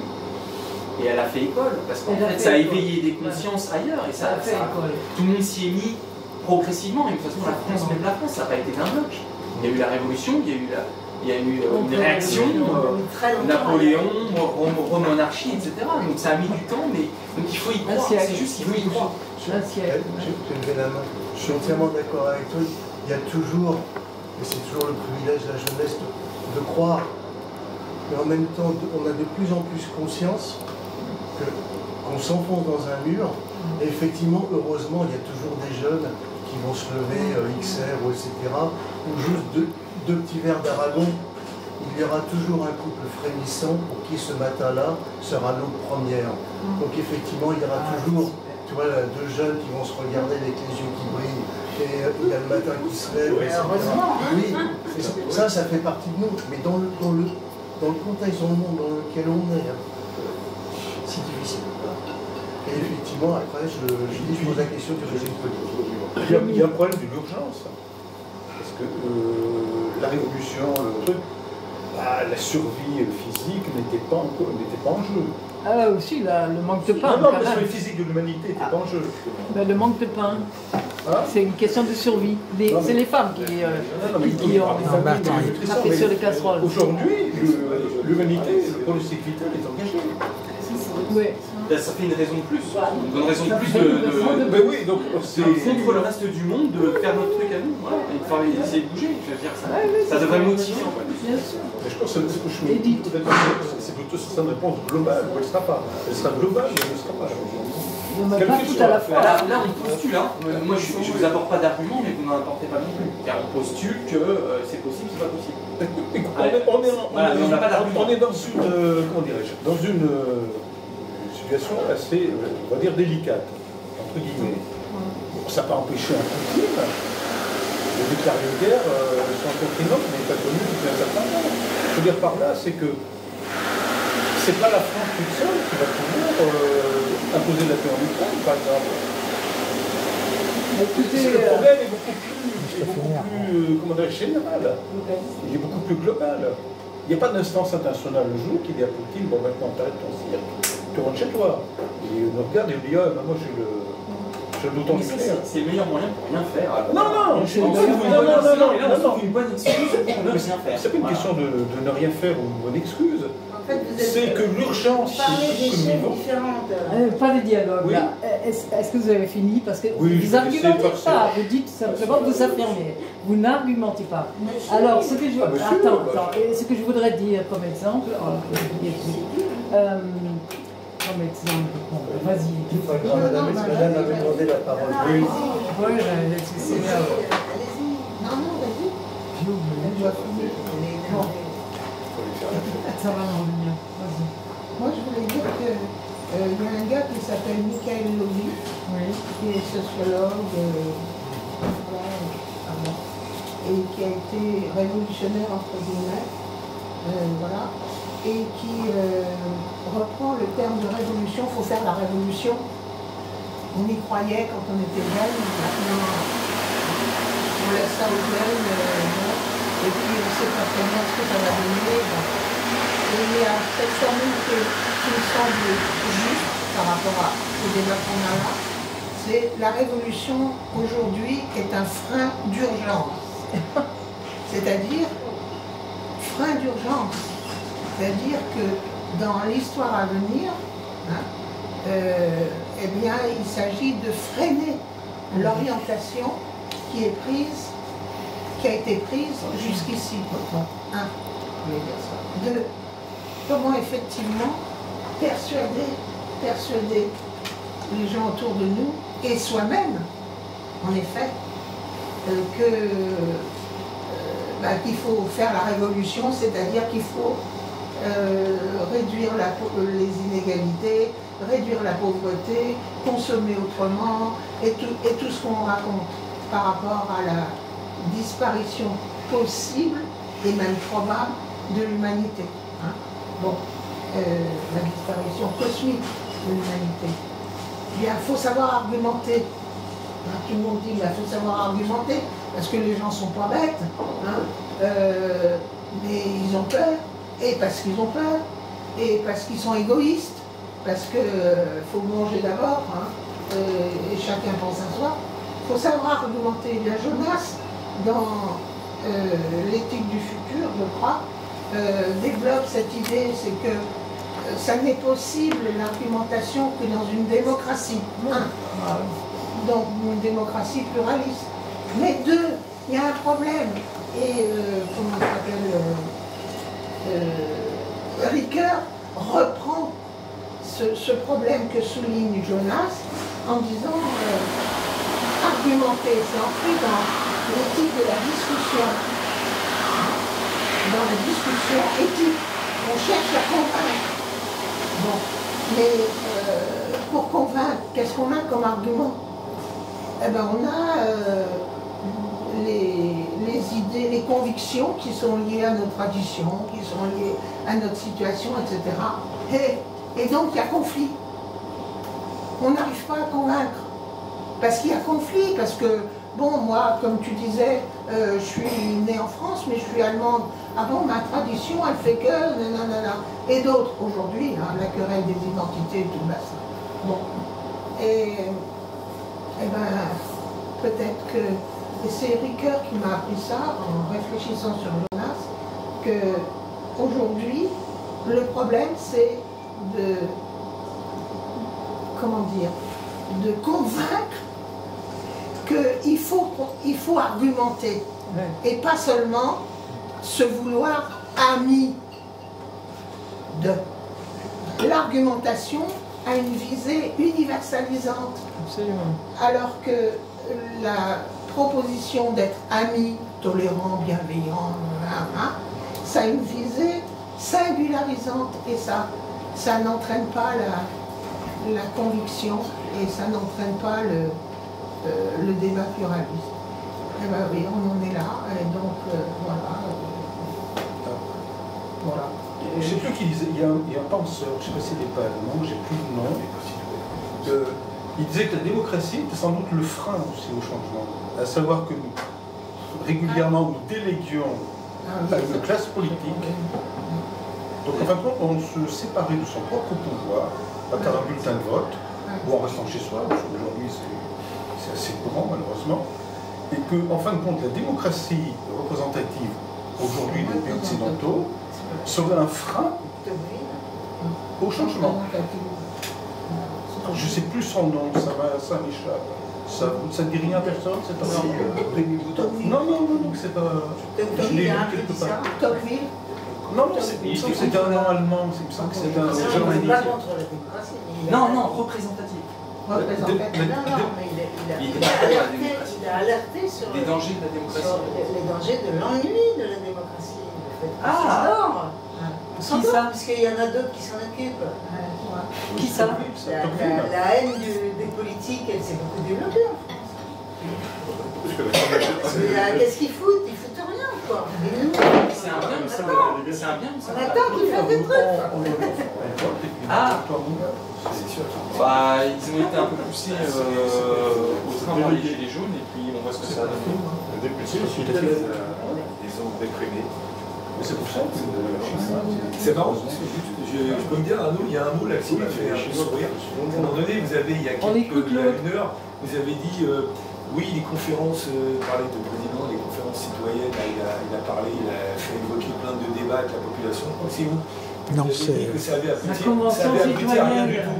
N'oublie, alors qu'après vous avez dit un mot il y a 2 minutes qui m'a fait beaucoup sourire, en parlant qu'il faut réfléchir, il faut argumenter. Est-ce que vous vous rendez compte, c'est un peu contradictoire, j'ai rien contre vous. Hein. Actuellement, on a des politiques qui nous représentent au Parlement.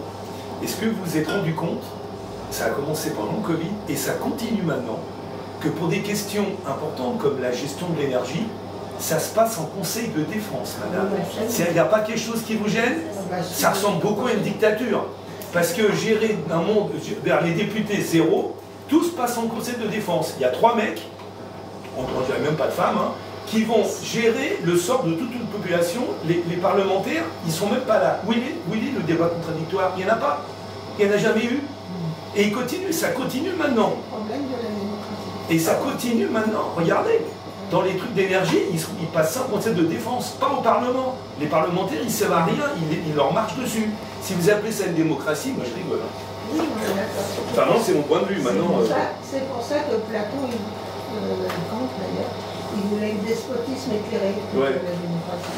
Enfin bon, c'est tout un débat. Moi je veux bien argumenter dans tous les niveaux des strats de la société. Mais l'argumentaire c'est bien, il faut débattre. Mais à quel niveau? Si là-haut ils squeezent tout le débat en dessous et ils ont. Voilà, c'est ça le problème. C'est le problème qu'il a posé sur la démocratie. Et c'est même pas que ça, parce que la politique énergétique de la France, le nucléaire, n'a jamais été votée par qui que ce soit. Ça a été décidé sous Giscard, et ça n'a jamais été voté, il n'y a jamais eu de débat. S'il y a eu un débat, malheureusement, je pense que la gauche, les groupes de partis, auraient dit oui. Mais commencer en premier. Alors, à propos de politique nucléaire, je peux dire un mot là sur la politique nucléaire, justement, parce que c'est quand même en plein débat sur l'écologie. Hein. Alors, j'ai une certaine admiration pour certains politiques allemands actuels. Je peux parler donc, il s'agit de, justement, le parti écologique vert. Et il s'agit de l'actuel ministre des Finances, de l'économie, qui est vice-chancelier. Et celui-là, il a, malgré, enfin, contre cette pression de Poutine sur, enfin, ils sont en train de couper tout le courant de gaz, les livraisons des gaz qui ont été signées, etc. Donc l'Allemagne va être complètement à sec de gaz et autres énergies. Pas complètement, parce qu'il y a la France. Alors, ils ont compté sur la France, mais la France, malheureusement, comme vous l'avez, ou quelqu'un d'autre l'a rappelé, est aussi en train de pénurie, les centrales nucléaires ne fournissent plus. Et donc, lui, il a opté, parce qu'il y a 2 centrales nucléaires en Allemagne qui pourraient servir tout simplement. Mais étant donné qu'il est écologiste, il les a mis en réserve simplement. Et en attendant, il cherche d'autres solutions avec l'Italie, avec d'autres moyens, etc. Et il les a mis en réserve. Et évidemment, je ne vous dis pas à quel point il est mis à mal par le public. Parce que le public, comme nous l'avons cité ici, le grand public pense d'abord à être au chaud l'hiver, à être au chaud et ne pas souffrir.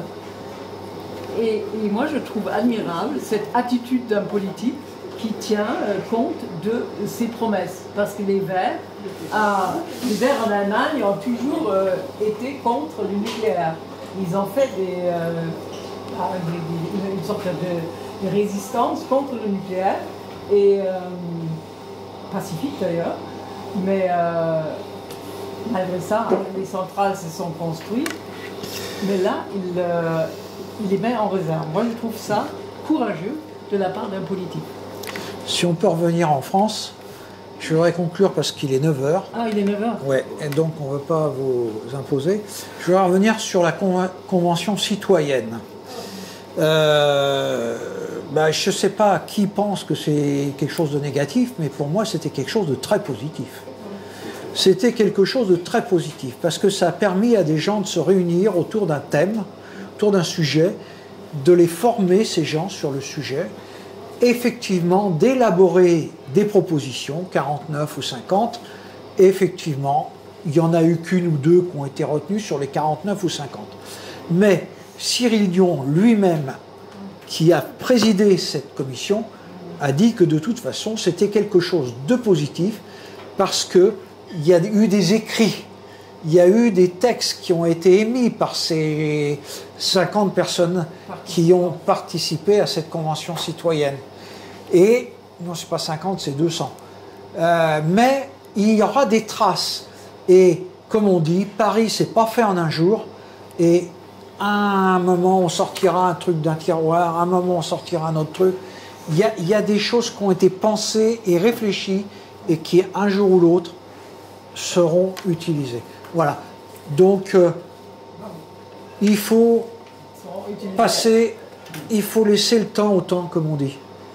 Mais bon, c'est vrai qu'aujourd'hui, ça urge et que on n'a plus beaucoup de temps et que.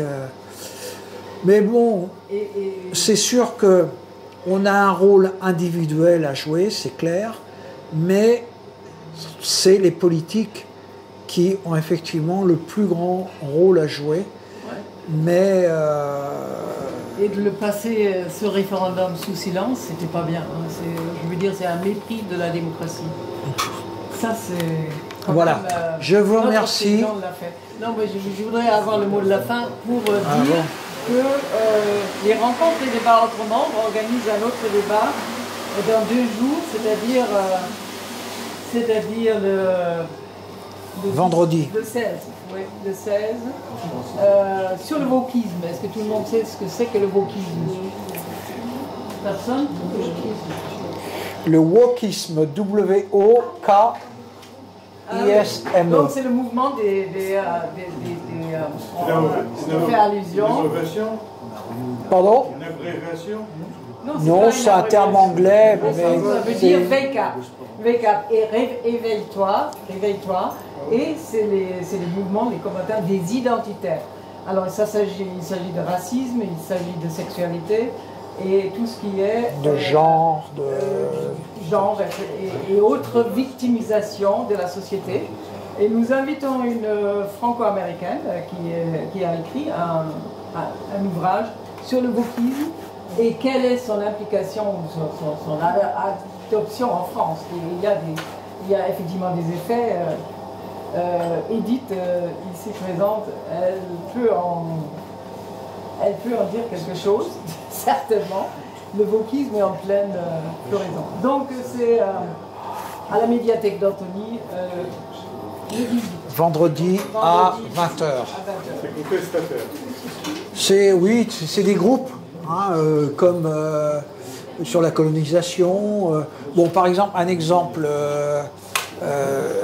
vécu à Ivry, ils ont une rue qui s'appelle la rue Christophe Colomb. Eh ben, il y a des gens, non, Christophe Colomb, ça a été un colonisateur, donc il faut supprimer, changer le nom. Il y a, je ne sais plus dans quelle ville, ils ont déboulonné la statue de Voltaire. Parce que Voltaire, je ne sais pas ce que ses identitaires lui reprochent. Donc, etc. Et il y a plein de choses comme ça qui se passent, en fait. C'est un ministre. Voltaire ou Colbert. Non, Colbert, oui, Colbert. Colbert pour le code noir. Le code noir, par contre. Oui, c'est ça, ouais. Donc, non, parce que Voltaire, le pauvre. enfin bon, c'est pour dire que c'est des groupes comme ça qui reviennent sur le passé et qui veulent tout remettre à plat, et effacer l'histoire, ou refaire l'histoire. Surtout, c'est une question de politiquement correct et puis monter les communautés les unes contre les autres.